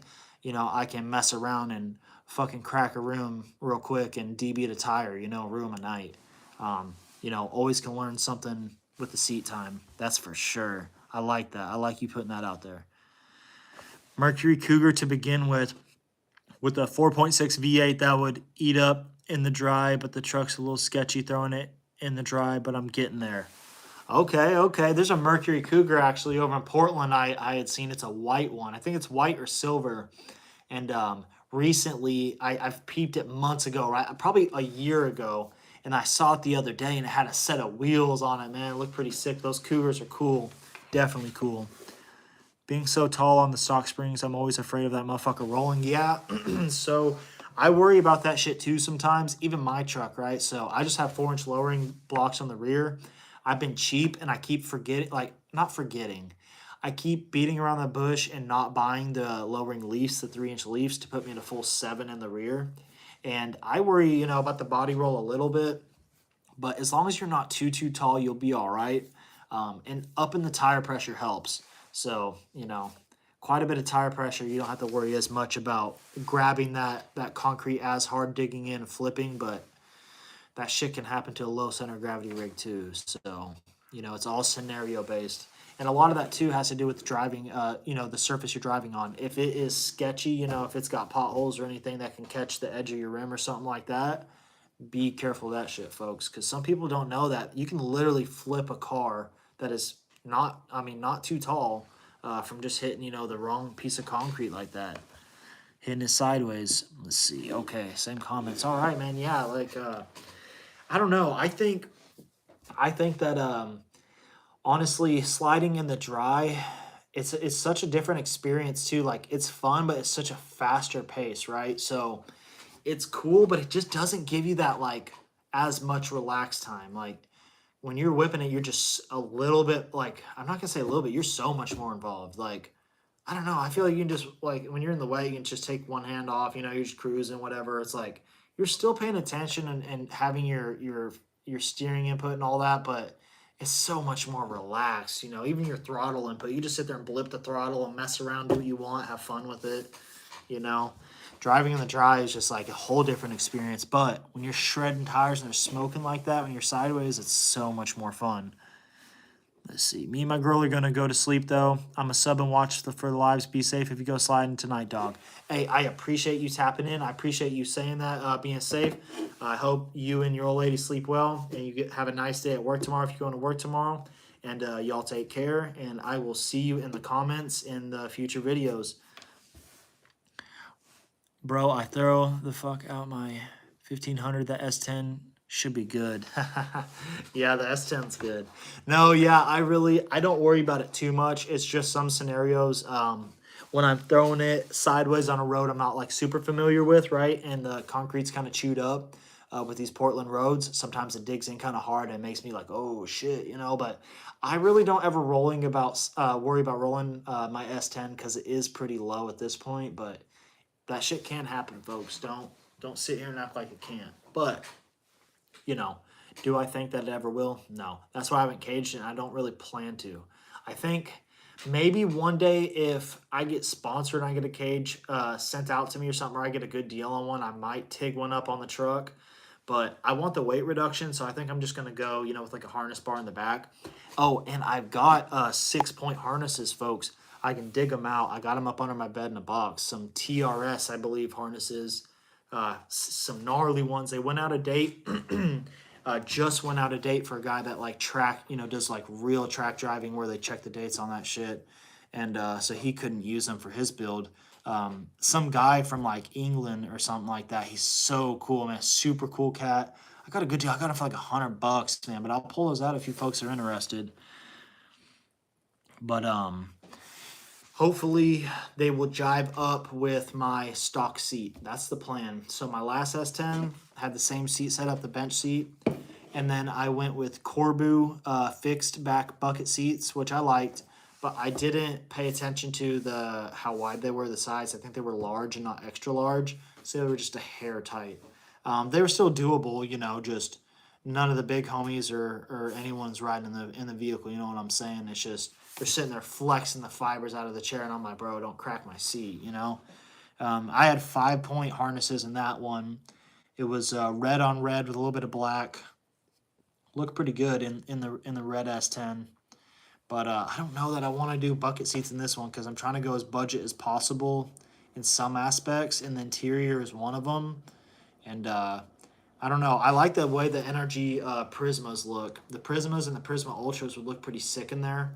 I don't know if I'm trying to drop like $800 on some seats, They do hold you in good, but I feel like the design of my seat, the factory one, it will jive really well with those harnesses. And being a 6-point harness, Obviously, it's just I can't run them a little bit loose like I could in a bucket seat. I'm going to have to cinch them down to hold me kind of glued into the seat.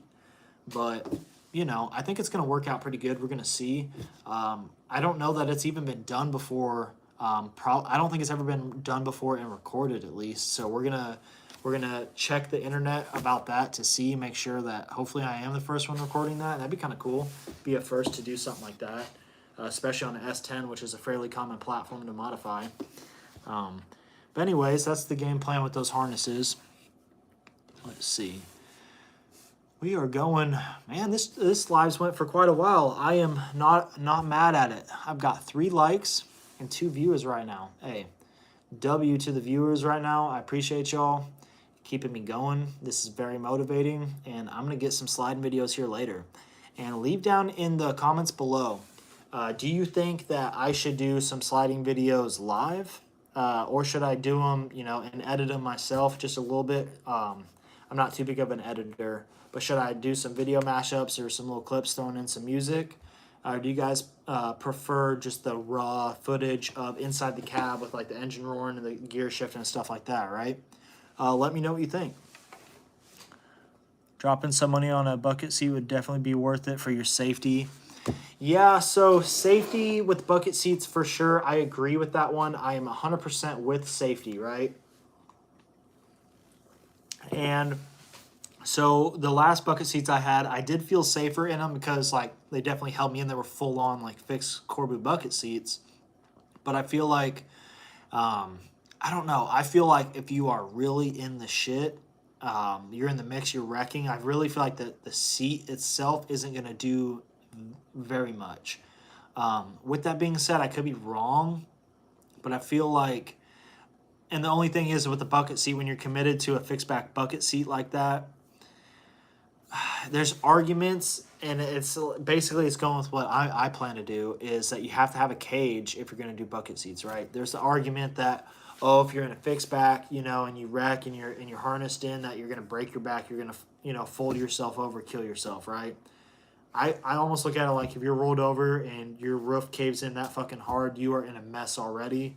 I don't think that's going to factor in too much with you living, dying with your injuries, whatever. I think that it's going to be a very similar outcome.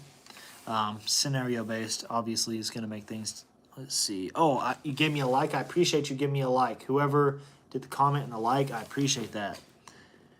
I mean, I would do both live videos, but the raw footage would be the way to go for me personally. I appreciate that. Yeah, and I plan to do both of them for sure here very soon.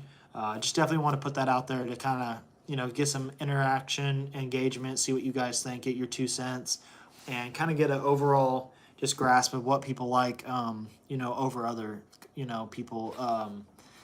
And everyone's different.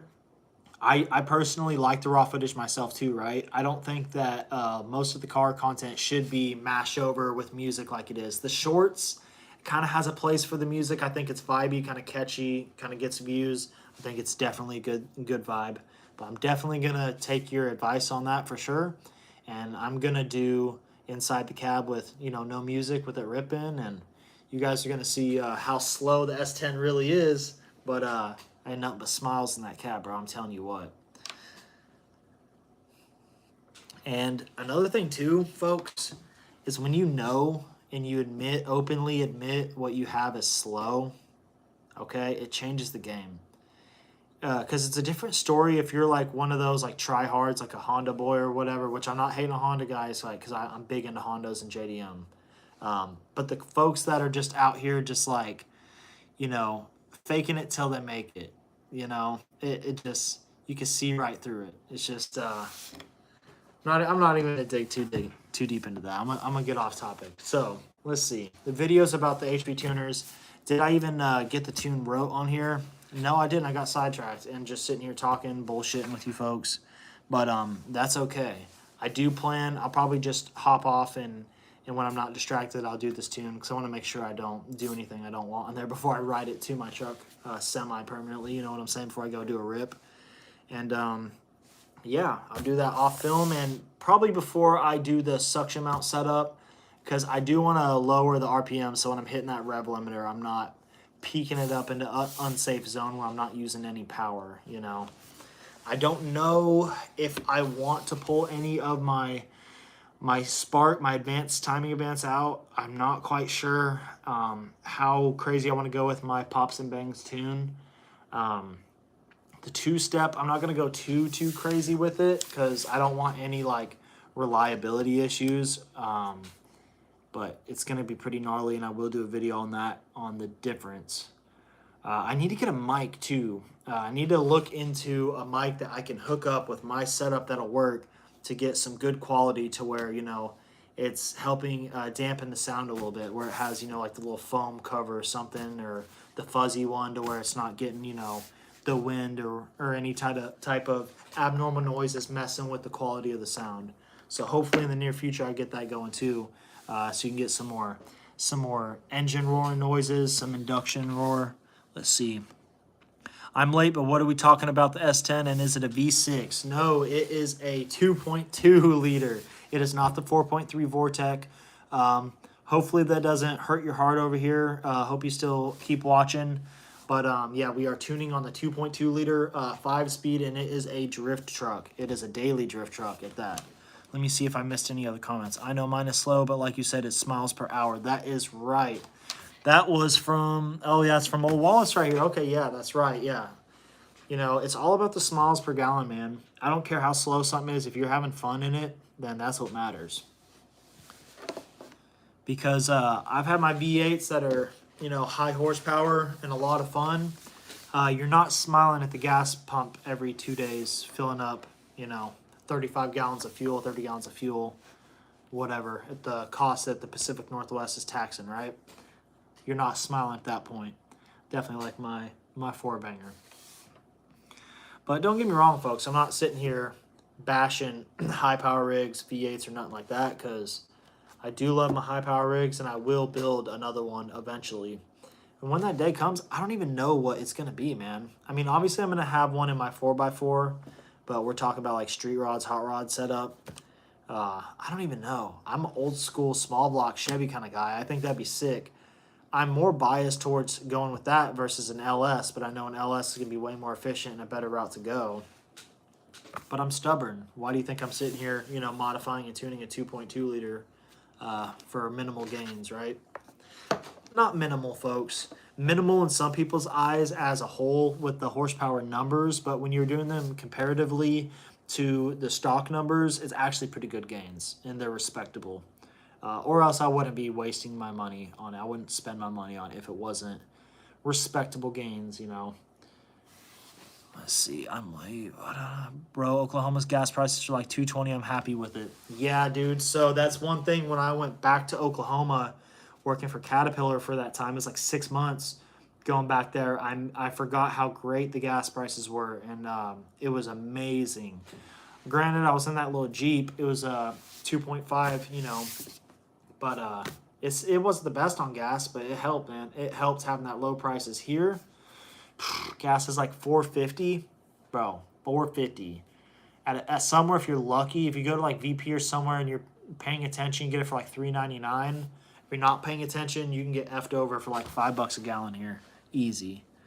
Let's see. Do you want the V6 because I have one that's got like 6K miles owned by an old man. I'm looking to get a small block Chevy or a 3.5 turbocharged engine to piss off Chevy and BMW purist. That's awesome.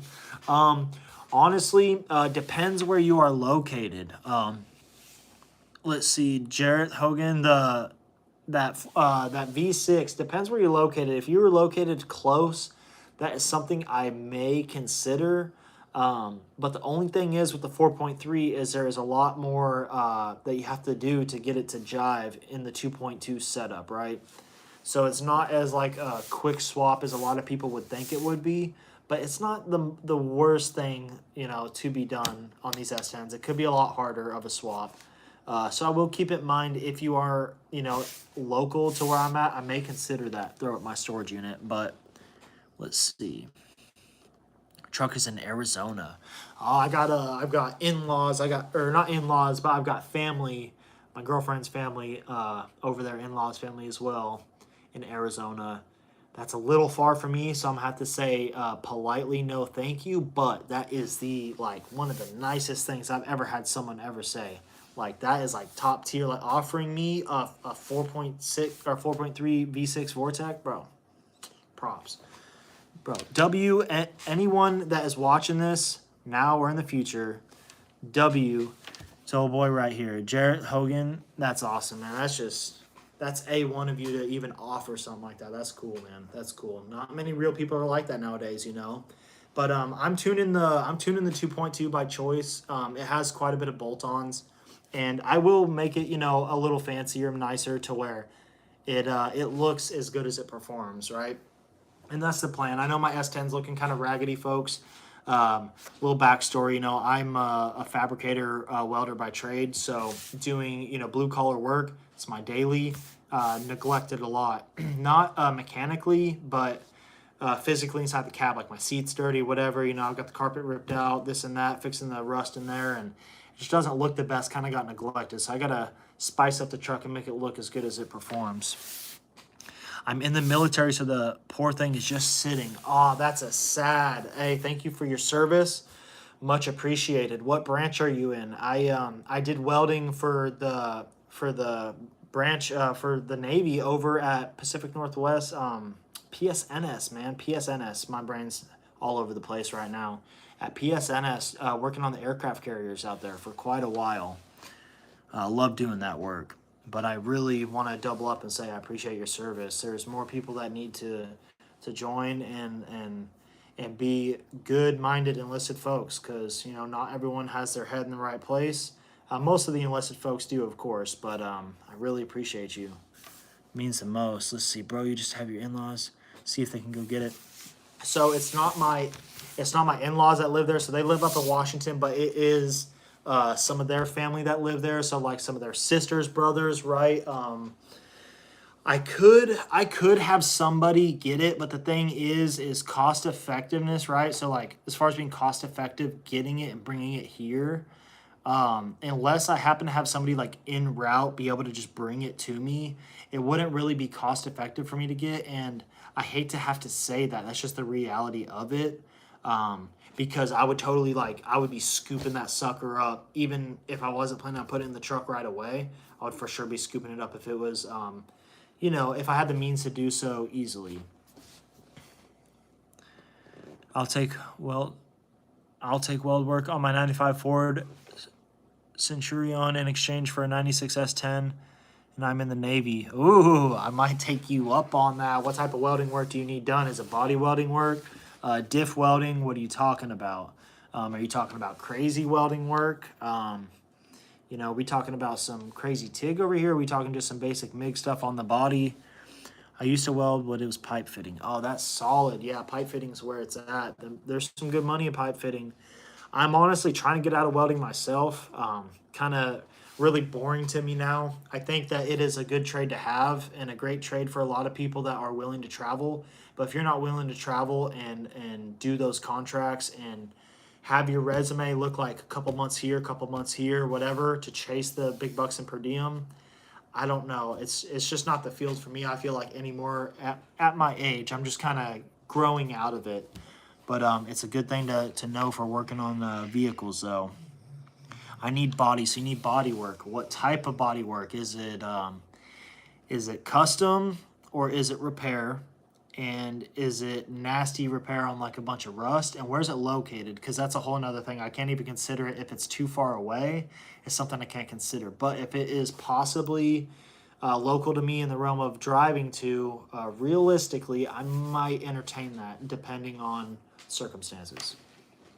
Because I like helping people out, you know. And I like doing deals, exchanging work for an S10. That sounds like something your boy is interested in. Let's see. What is up, UFC Mark? I appreciate you tapping in. But the Centurion 7.3 could use a new roof. Oh, it needs a whole new roof, huh? So you got like the roof leaking, or is it rusted out, or what's the deal with that? Needs a whole new roof, huh? 70 Nova SS for sale. UFC Mark. Ooh, how much you selling your SS Nova for sale? Is it a number matching car? Is it a real SS, or is it a badged up knockoff, which I'm not hating if it is. I think what are they called? Clone cars. I think clone cars are cool, man. I'm not against that at all.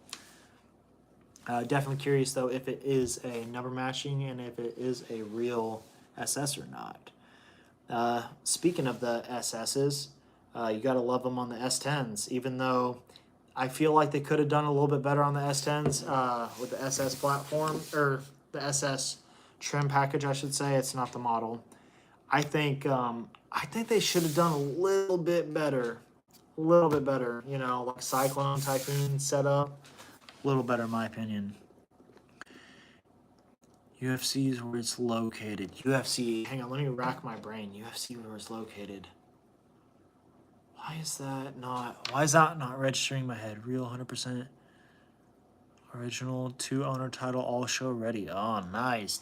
How much you selling it for? If it's real 100% original 2-owner title and all show ready, that is nice enough to go up on that show that they put up on TV where they roll them on the red carpet, where they don't even start them and they fucking like push them. You might want to consider them if that's a true SS, because you're sitting on a small pile of gold there, buddy. That's badass, man. Props to you having a SS hanging on to that sucker. S10 is a standard cab long bed. Oh, okay. And I'm a fan of the short beds more, but I would entertain that.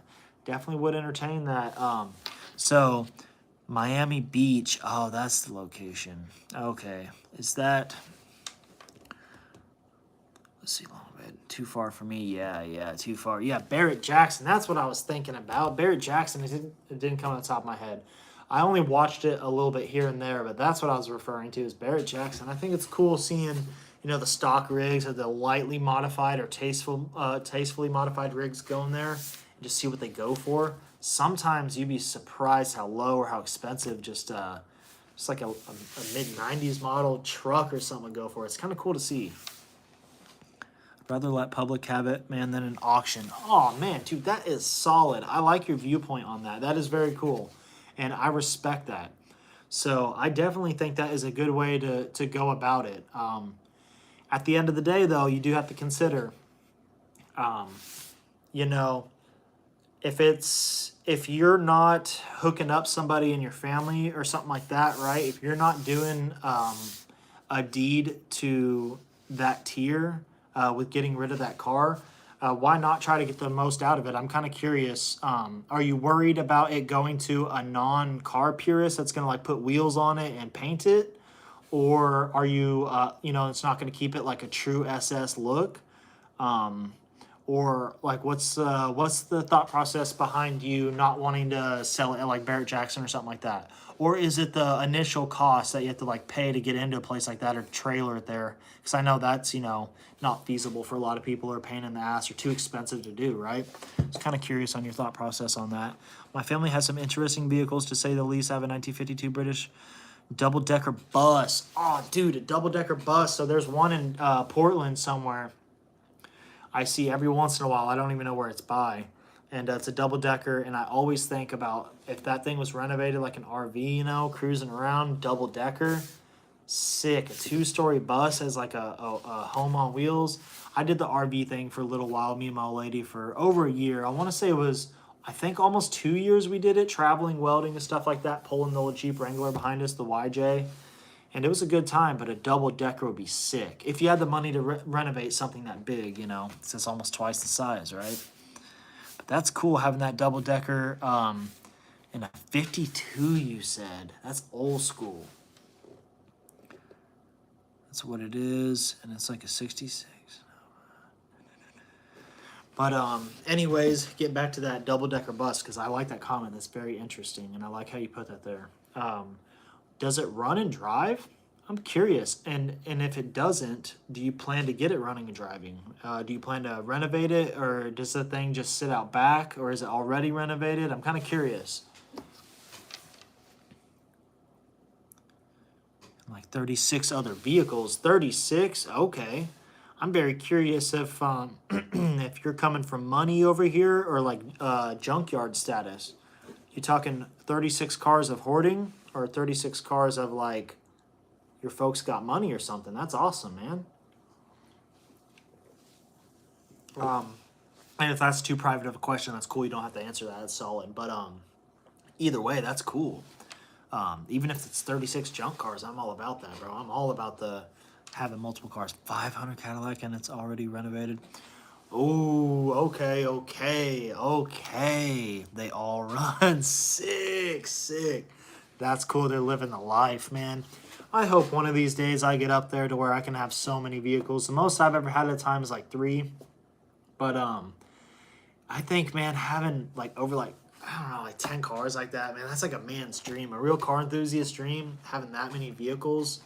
Props to your family for doing that. And if that's not like the wife's dream, if it's all the guy's dream on having the vehicles, props to her. Or if it's mutual or the other way around, props to him. Props to both of them. That's solid, man. That's living life right there, bro. That's living life. Yeah, I've only had like 3 at a time personally. And sometimes it's better to have less vehicles at once because it's less of a headache, right? I think realistically you can only use so many vehicles. I mean, you can only drive one at a time. But, you know, it's nice to have your 4x4 for the winter, your off-road excursions, camping and whatnot, and wheeling, of course.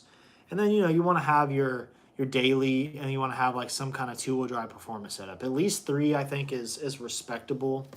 But I think above that is almost too much for a lot of people. You know, if you're not like a diehard, like about it, fixing them up a lot, having more than 3 vehicles is probably a pain in the rear. And not to mention the insurance costs, right? I can only imagine, sorry folks for that, I can only imagine what that bus would cost to insure. I have no clue, and that's probably not an issue, you know. But I would assume a double-decker bus fully renovated like that in 2025 would have some gnarly insurance on it. Gnarly, I would think anyways. 64 Impala for sale, all original, show ready. Ooh, sick, okay. 64 Impala, that is a nice one. Haha, classic. Everybody knows the song that's featured in. Is it a 2-door or a 4-door Impala? That is making me wonder. A lot of people like them 4-doors. I'm a 2-door Impala type of guy. I like the 4-door Impalas, don't get me wrong, but your boy is. I know what the old Impalas are about. That's the old hot rod status, you know, before it was lowrider status, folks. Them 2-door hot rod Impalas were where it was at before you were, you know, bagging them, doing hydraulics and stuff like that. With the 4-doors, I'm looking into a little 05 TJ, 4.0, 6-speed tomorrow. Since I have to have one, dude, that's sick. Okay. Little 05 TJ. I had I can't even remember what year my YJ was. I just mentioned it earlier. I think it was like a 93, something like that. It was a red YJ.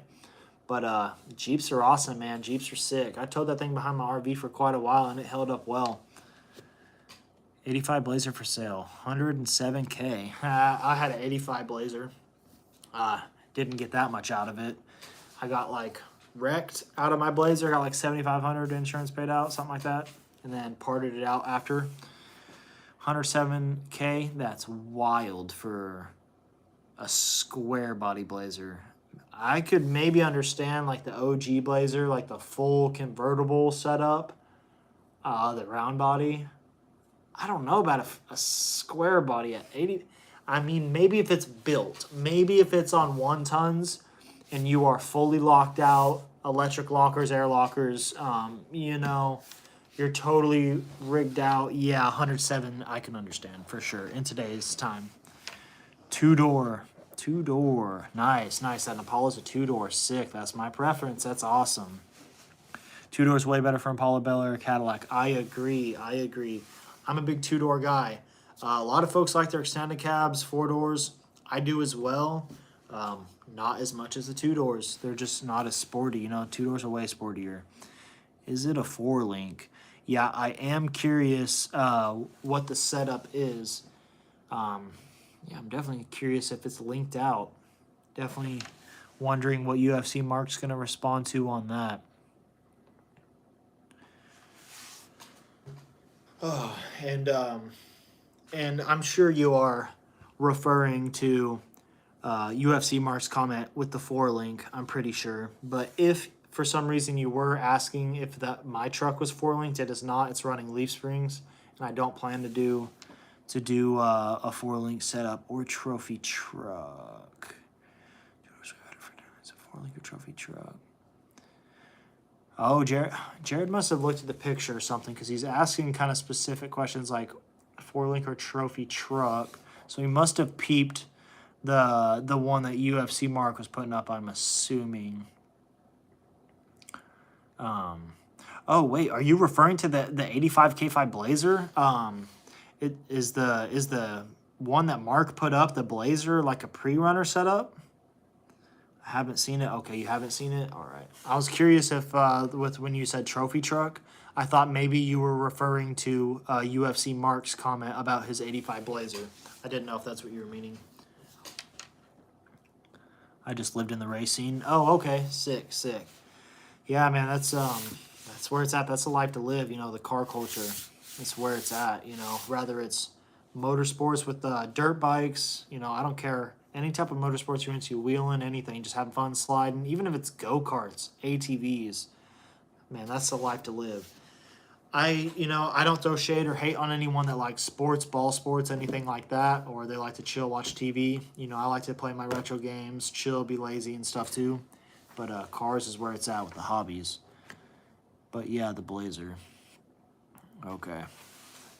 Yeah, I figured you were talking about the Blazer. Man, that makes me keep thinking about my old K5 Blazer, man. I really miss it. That thing was something else. Good memories in that K5 Blazer. It'll only take one bale for those sports, huh? Oh, it only takes one ball for those sports. Yeah, it does only take one ball for those sports. That's funny. That's right. It doesn't take a fucking pair of them, that's for sure. That is for sure. That's just me. And my pops was the same way. He wasn't big into sports. I got that from him, and I am glad. Obviously, I'm going to be biased with my opinion, right? But I'm glad for it, man. I'm glad for it. I love cars. And I'm glad that I have no interest in sports whatsoever, so it doesn't distract me from cars, because I have enough other distractions with firearms, fishing, hunting, camping, whatever, right? So, enough distractions in life. Let's see, 87, my bad, Fat Fingers, Trophy Truck, all original. Oh, you're all right, 87. Hey, that's close enough. Pretty similar, maybe the headlight or the grill is changed up or what have you, but very similar setup. And Trophy Truck, all original.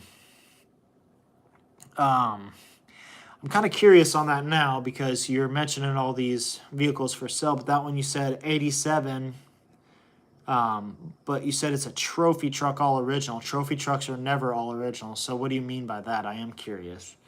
Do you mean that what's all original? Like the body's all original? Like it doesn't have like wide body fender flares put on it like a pre-runner setup? Or are you talking as far as the drivetrain, like the suspension? Are you saying that it's just set up on leaf springs suspension still and not like a 4-link trophy truck setup? Because maybe that's what you meant. Trying to kind of grasp what you meant. I also have a first-year quad cab dually OG spectacular truck for sale as well. Oh, nice. You have a lot of cars for sale, trucks, I should say. You must be very wealthy or own a car lot or something, or work for one, I would assume, having access to that many high-end vehicles to be selling. But I appreciate you in my chat. Hey, I'll take the high-end folks in my chat all day long.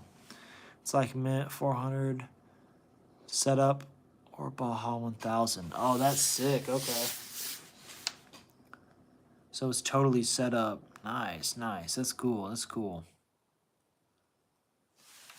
Yeah, those trophy trucks are cool. I've never built a trophy truck setup, but I've always wanted to. So I have thought about doing a like a Silverado, right? Like a little Silverado setup as a pre-runner. But I think mini trucks look cool as a pre-runner too. Them Ford Rangers look really sick done up as a pre-runner. Not too many S10s are done up like that, but some are. I think that would look kind of pretty sweet, honestly. I'm curious what class. Let's see. Curious what class on what UFC Mark's talking about, what he has for sale, I'm assuming. And I'm not too familiar with classes and stuff like that with any type of competition racing, right? So with trophy truck racing, I'm not gonna know what type of classes they're running. I don't know what that's based off of. I don't know if that's based off of power or like power to weight ratio. I have no clue on what the limiting factors are in that, right? Or if it's different size motor classes. I don't know how they run those trophy truck setups. You guys, if you know, let me know in the comments below. That'd be kind of cool to learn. Definitely curious because I know like classes, with like dirt bikes, it's like CC, right? You're limited by CC. You can't have a board out, and they'll be on that, whatever have you. But with the trophy trucks, I don't know.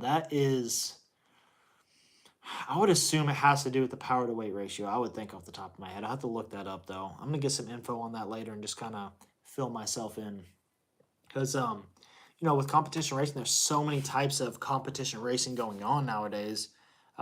Unless you are just like totally, following all the stats and stuff, like you're not going to know all that, which is cool. We learn stuff every day. That's what we're here for.